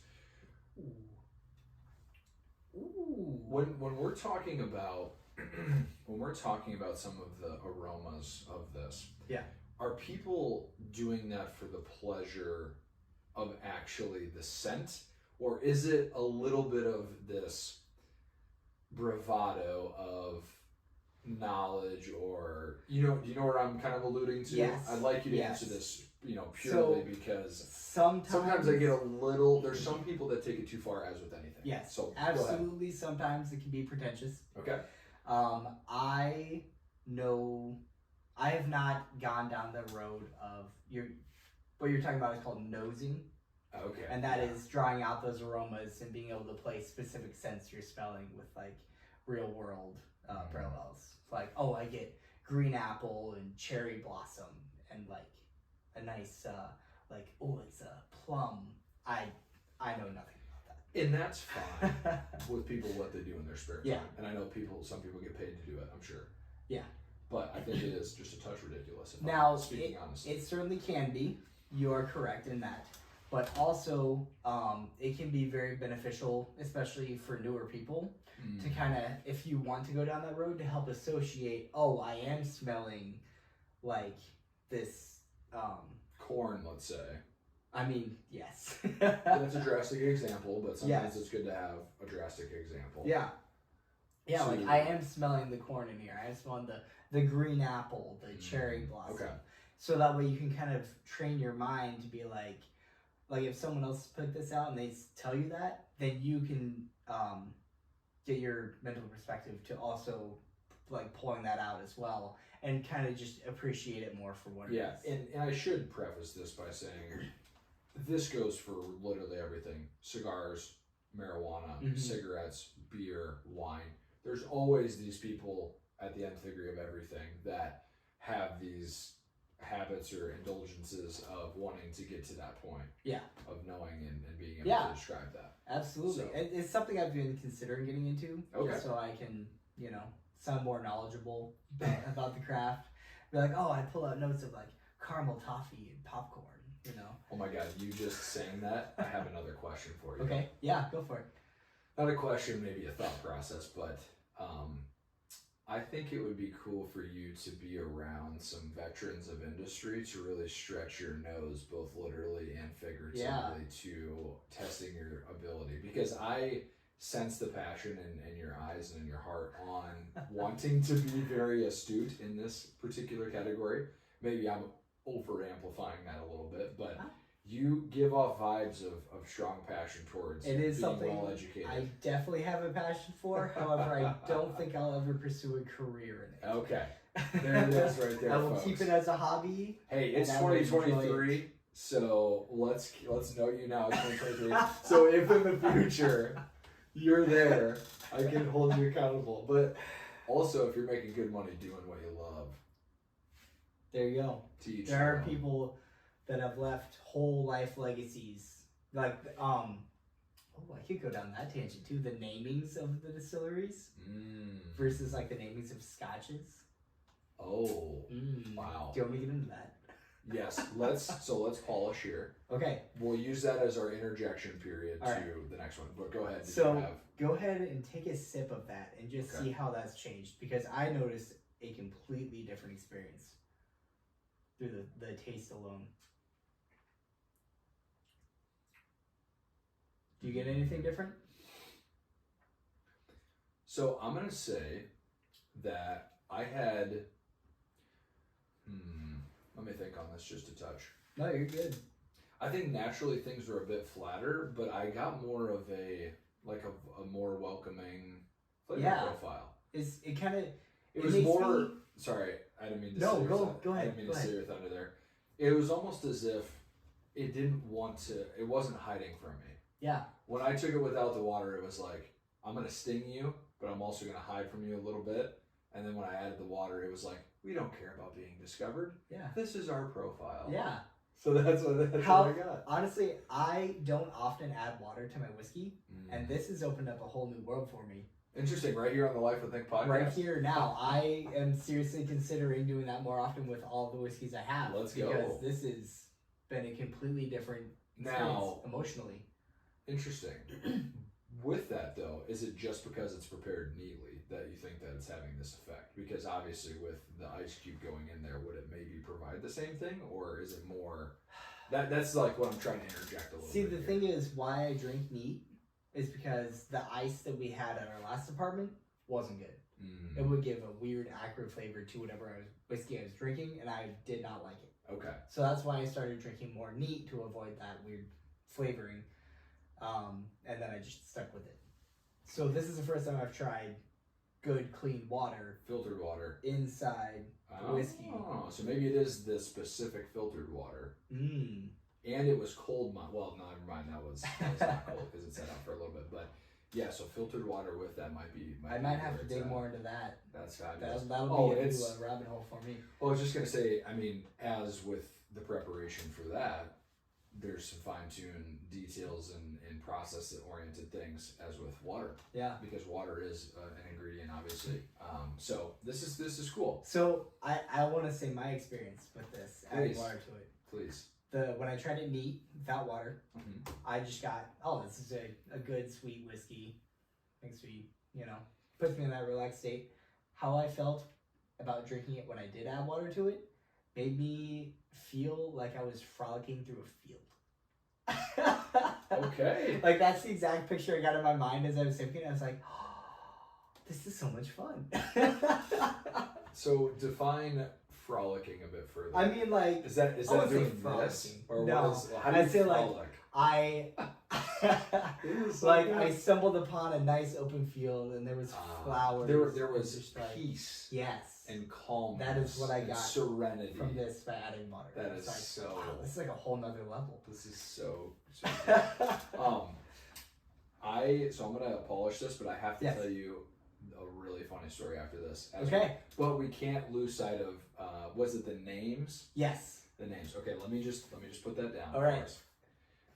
Because names of what again? So, just the namings of American whiskeys versus Scottish whiskeys. Okay, naming of U.S. versus Scott.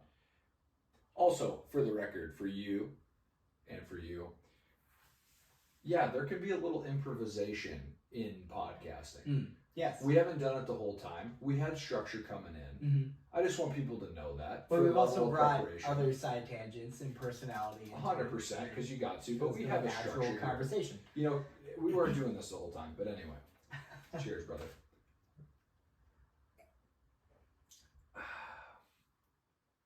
I mean, at this point, that's just flat out delicious. Yeah. I mean, that's just all I have to say about that. That's just really good. Yeah, exactly. So here's the funny story. Okay. So there was this card game that we were playing, and when I say card game, I'm more so referring to like Apples to Apples or what's the real famous one? Cards Against Humanity. Cards Against Humanity. Yeah. So we were playing a version of one of those games, and one of the basically the premise of the game is that you going around the circle, you give a card to a person that's up, and they read the cards as they're describing themselves. So you can get a lot of different variety on this, right? You can get, I'm the loud mouth, I'm the quiet, I'm afraid to do this, whatever. There's just a whole slew of things. Okay. And the one that I got was, when he drinks, he becomes a philosopher. Nailed it. You know me. Oh my gosh, that is too funny. And I had to share that with you because I was like, Seth is going to appreciate the hell out of this. But yeah, once I hit a certain tier, and I have to be with the right people, but my mind just gets really like poetic and it wants to lay these great quotes down. But yes, we'll save that for the back half of the podcast. But I just wanted to let you know, it was so perfect. Everyone at the table was just dying laughing because they're like, yeah, this kid, sometimes we just can't handle him because he's over here talking about just XYZ book that he read, you know. So there have been many times where I've been taking walks by myself where I'm just talking to myself about things that have arisen to my conscious mind. Just kind of talk it out, but like, just more solidified in your mind. I do it in the car all the time, okay, dude. Good. So I'm not crazy. No. Beautiful, brother. All right, I'm ready for the third and final. Yes. Correct. Okay. This is the last tasting we have tonight. Beautiful. This is Weller 12 year, again made by the Buffalo Trace Distillery. Fantastic. Now I want to get into the namings of whiskeys. Beautiful. Now in America, it is named after the person who created or founded the distillery, or some person who had some significant role in the making of the whiskey, or some inspiration behind the whiskey. It's named after the people. Okay. Now, Scotch is named after the land that it comes from, which is why you get so many weird, difficult to pronounce names. Wow. Because so I'm not sure which one I like more, because to me, the land is more legendary. How do I always give you such a heavy hand? All right, you know what? I'm gonna match you. Well, I was just gonna say it's poured out now. We can't go back. I'm not 100% sure why, but I'll take it. I will take it. It's all about the experience, right? Yes, absolutely. I mean, to be honest with you, just being on this and talking about this stuff, I'm just very honored, because this is some high-end shit here, man. I mean, in college and in other areas, I was drinking the bottom of the barrel stuff, so my appreciation was very diminished, which is maybe why I haven't gotten into it a little bit. So this is, I'm not saying I'm going to jump on the passion train as you have. I'll leave that to you. That's fine. This has been a very cool But anytime you want to hop on with me, I will be more than willing to be your guide. You've been so great in that regard, Seth. It's fantastic. So back to any other further details on the naming of the specific whiskey. Oh, that was like the overall. Oh, like, gotcha. Okay. I thought that was kind of interesting tidbit. Oh, 100%, because, yeah. Well, if you could name some as well from the United States, I think that would give premise to. Yeah, like Jim Beam, Jack Daniels. Okay. Those are those are real people that actually existed. Captain Morgan. Yes. No. I don't know. I doubt Captain Morgan ever existed, but I believe he was based after a legend.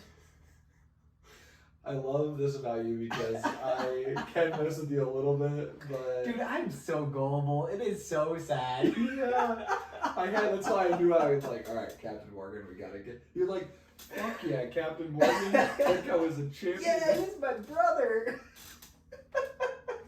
Oh, that is so fantastic. Oh, man. Sorry, back to no, what you're good. That's fabulous. I can actually go off on another tangent Please about do. Jack Daniel himself. Yeah, let's do it. So Now's the time. he actually, when he was born, he was born to a big farmhouse, as most families had back in the days. Just have big families help on the farm. You need to. More hands. You need it. hands. Yeah, absolutely. But he was like, I don't feel loved here in this family. I'm gonna move to my neighbors instead. No. At 6 years old. He was 6 years old when he's like, I'm gonna start living with this family instead. Now this family was run by a guy who was a farmhand, or not a farmhand, a farmer. So he had like his farming equipment and all that on one part of his property. he had a convenience store, like a local convenience store, and a distillery, all on the same property. Holy shit. So he's like, hey, do you need any help? I don't want to be with them anymore. They got 15 kids running around. I'm ignored most of the time. Can I help you out with anything? And he's like, yeah, let's go. Let's take him on. And then from there, he learned the trade of farming and running the shop. And eventually, I think he was 8 years old at the time, where he's like, what's that building you got back there? Pointing to the distillery. And he's like, oh, well, let's show you around. So the guy that ran all this, I don't remember his name off the top of my head. I do apologize for that. But the guy that ran this was like, let me show you the ropes. And then he met this guy named Nearest Green, who was a slave back in the day. And he was the one running the distillery. So at like 7, 8 years old, whatever, young kid, he was learning the trade of distillation and whiskey making from this guy, Nearest Green. And at the age of 14, he took over the distillery and went on this big marketing spree where he was like, let's get this whiskey out there. It's the company's going under. I have a family to save. Like, that's just mind blowing to me. Like, such a young age. Entrepreneurship. He is like, let's go. Like, he took that effort solely on himself at 14 years of age to sell whiskey to, like, the downtown whateverness. Just so, which back then, he had to smuggle in because, like, the laws of the town he was in at the time were like, we don't allow. Well, that's a dry county, right? What's that? Isn't that a dry county?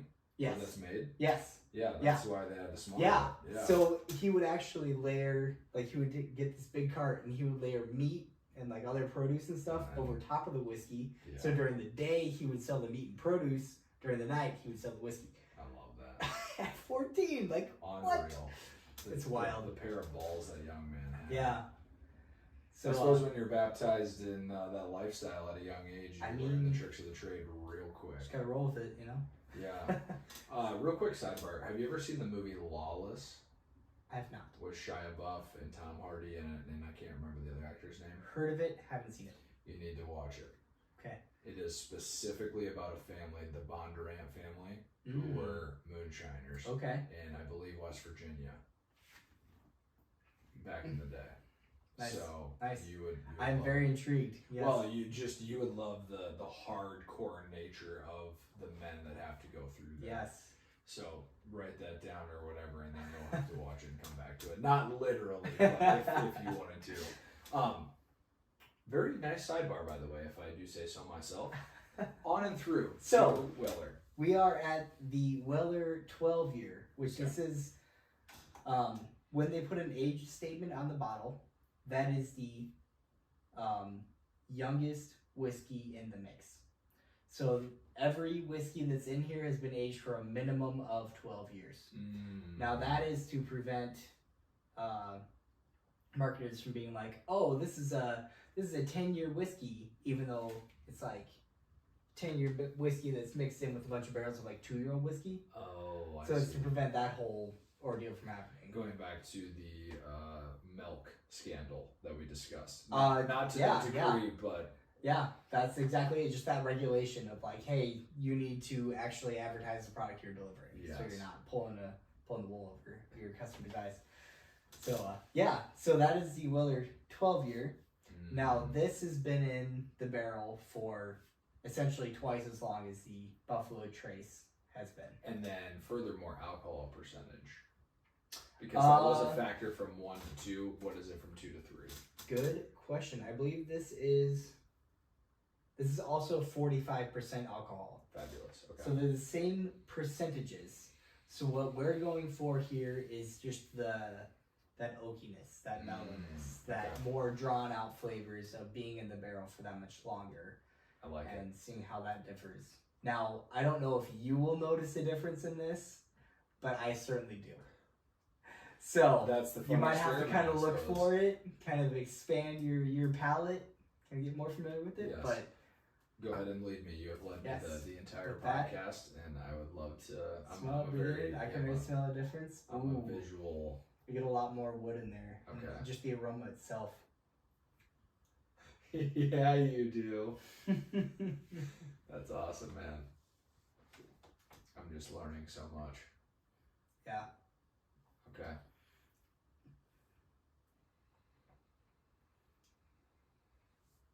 Okay.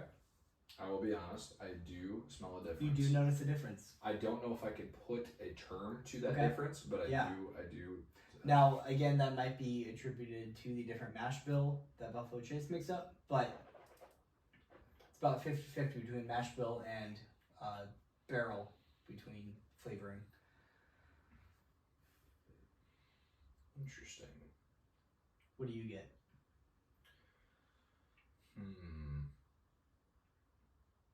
I think the only thing I can come up with, if you don't mind, like I don't know if I could give you like those tones just or go whatnot. ahead, say what's on your mind.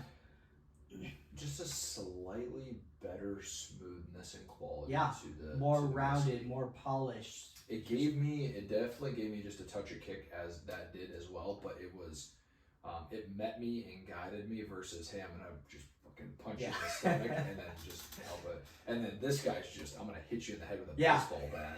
And then you're gonna have to go to the hospital. So we're getting better each time. But Yeah. that was much more of a calming, guiding experience than the Buffalo Trace.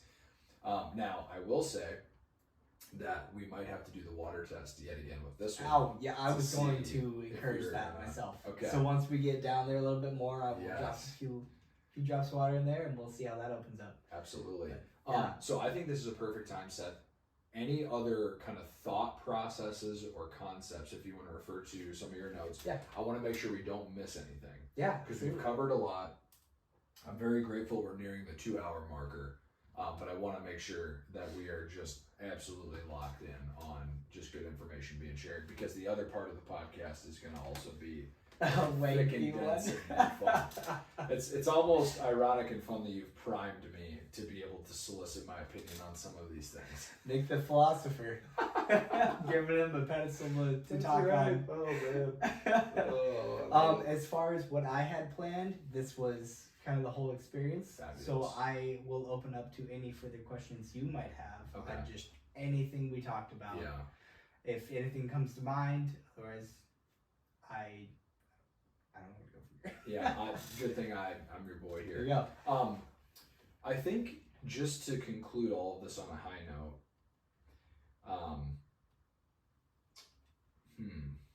I was going to go one of two directions there, but let me think on that just a little bit, because we've covered history, we've covered the process of making, we've covered different flavor profiles, we've had the taste test.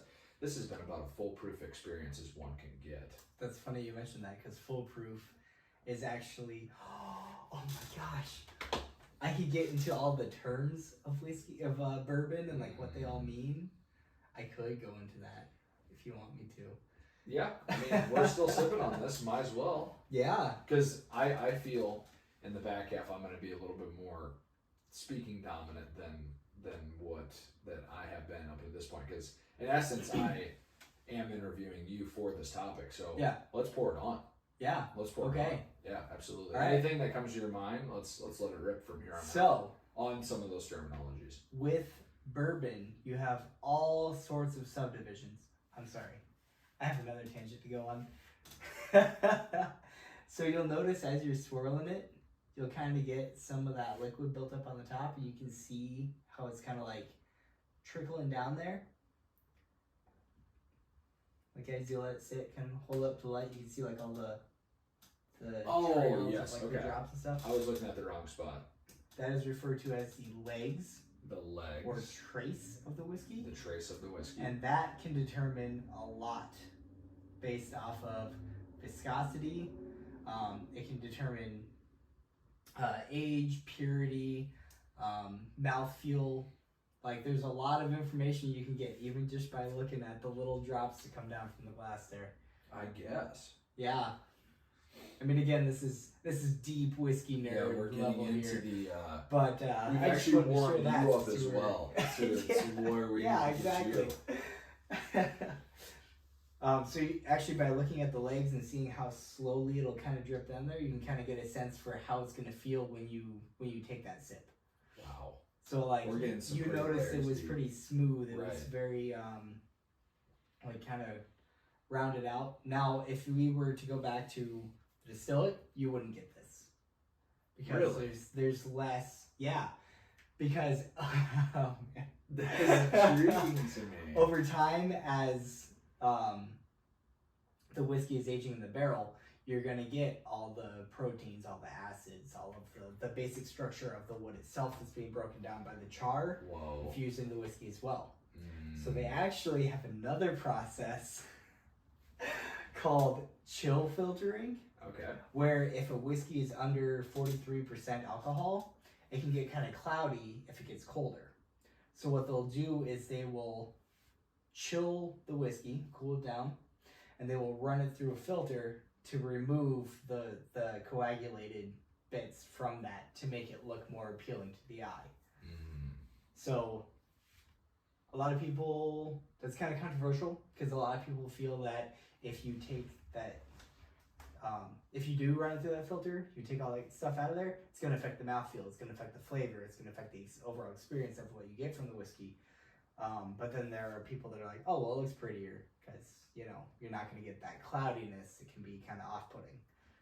Now, that is only with alcohol that's under 43%. My goodness, I'm just blessed here. Like I said, So many caveats. Oh my gosh, dude. I've been waiting for this conversation for so long. I'm like, someone talk to me about whiskey, please. Like I said, keep it rolling, my friend. Keep it rolling. I do think for me personally now, I'm gonna maybe add just a little bit of water. I don't know if you're interested. Yeah, in go doing for that it. or No, not go too, ahead. But Whatever you're feeling. I'm really enjoying this, and So as you're doing that and letting that kind of work its way around, back to the terms of bourbon. Yes. So you have your straight bourbon, you have your small batch, you have your single barrels, you have your cask strength, you have all is these good. different terms. What do they all mean? What do they all mean? So your straight whiskey is whiskey that is aged for a minimum of 2 years. Okay. So if it says straight on there, that's when you know you're going to get a minimum of a 2-year barrel-aged spirit. That's what that is. Okay. If a whiskey is younger than 4 years, it has to have an age statement on it. Mm. So if this thing is only aged for 2 years, it will say 2-year whiskey. Gotcha. Which is fair. Yeah. It's a fair predicament. The age statement is not required, but if there is an age statement on there, as I mentioned earlier, that is the minimum age of the youngest whiskey that's in the mix. Mm. Now you have your small batch. I'm sorry. Let me not start there. Single barrel. Pretty straightforward.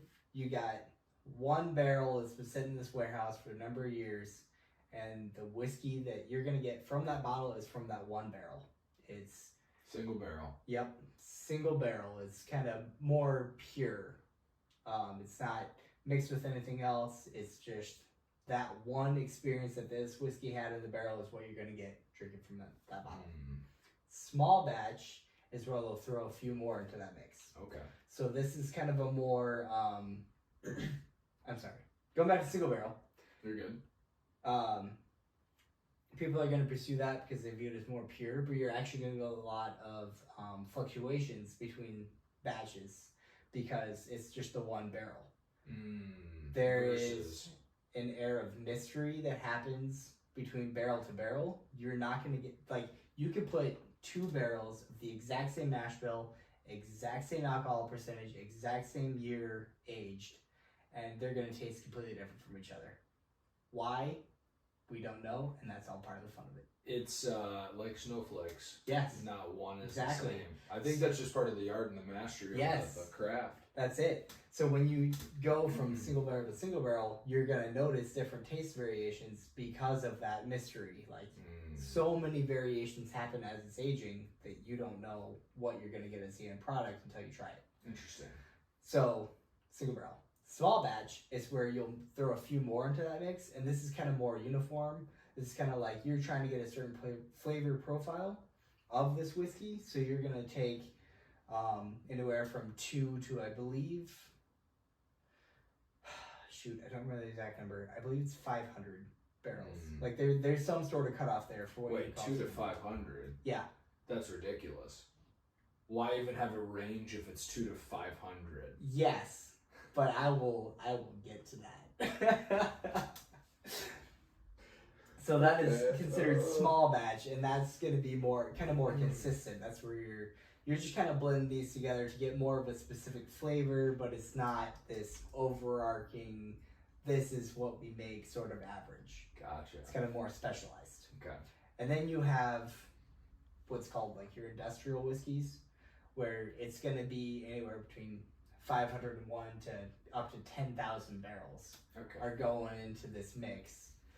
And it's going to be, like taking all of this whiskey that's been aging for so long, and this is like your more factory production sort of stuff. Gotcha. So it's like the run-of-the-mill bottom shelf, like here's some bourbon, you need to spend like $15 on a bottle for whatever reason, here you go. Yeah. If I may though. Yeah, go ahead. Just a couple of thought processes. No, sorry, I was on a train there and then it derailed, so I don't remember where that's why I'm here. So I get the back half of that, 501 to 10,000, as just a way of getting rid of what you need to get rid of for easy, cheap production. I still have a pretty major problem with 2 to 500. That to me is a ridiculous range. It is so very wide range. Why?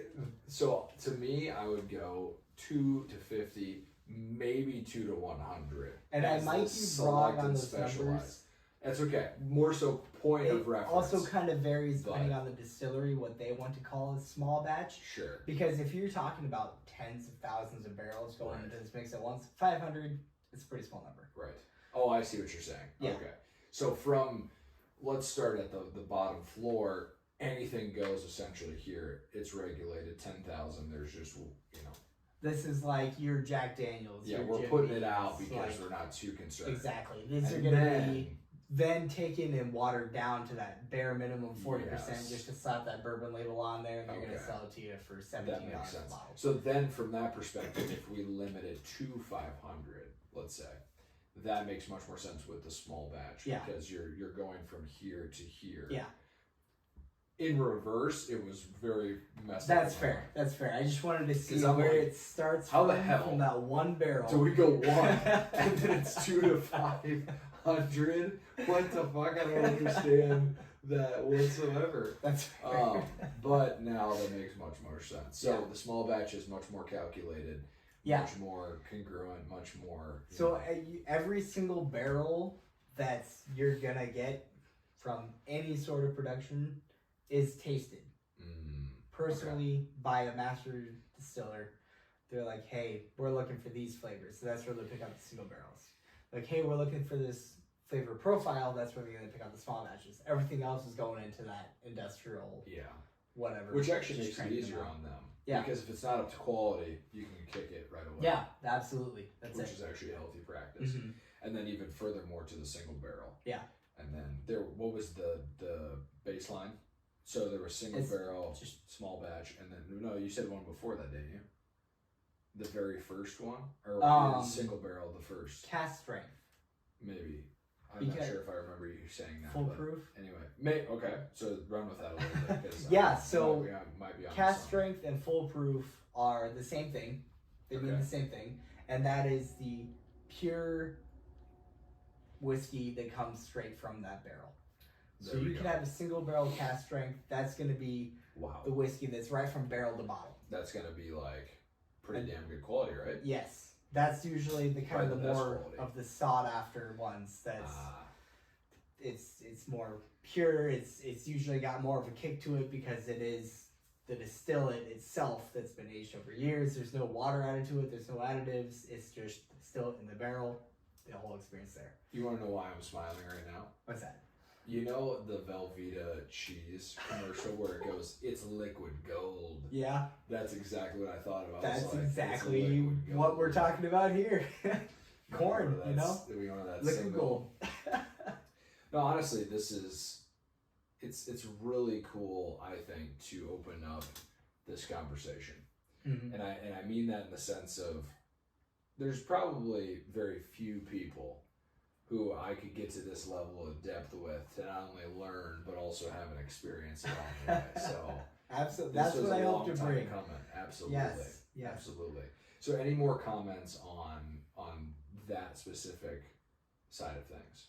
That's pretty much it. Everything else Okay. is kind of a marketing. You'll sometimes see sour mash on the label. Yep. And that is where during the fermentation process, they will take some of the, oh man, okay.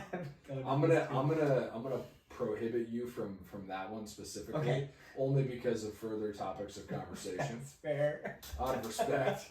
No, you're good. But You're good. if you want to define that, you're more than Yeah, welcome look up to. sour mash. That's kind of Yeah. an interesting rabbit hole to get down to if you're interested. Check it Kind out. of a fun little sciencey thing you can get into. I love it. Anything else though, top of mind on whiskey specifically? Because we had a really good kind of coverage of that. Drink local, enjoy. Drink Cheers. local, enjoy. Yes, cheers. So what we're gonna do for you guys is we are going to take a small break. That was part 1 of the podcast. We will now get to part 2 of the podcast. But for us, we need just maybe a little bit of time to reestablish ourselves and get into the back half of the conversation. So go ahead and pause it, or get prepared for us to pause it, and then we'll tune back in. There we go. Good? Yeah. Awesome. Oh my god, dude. It's 11:30. Like, we're gonna be here till 2 in the morning. Is it really? Yeah. Yeah. Oh my god, dude. Okay, we need to allow that to process. Someone be grab this. I'm so sorry. No.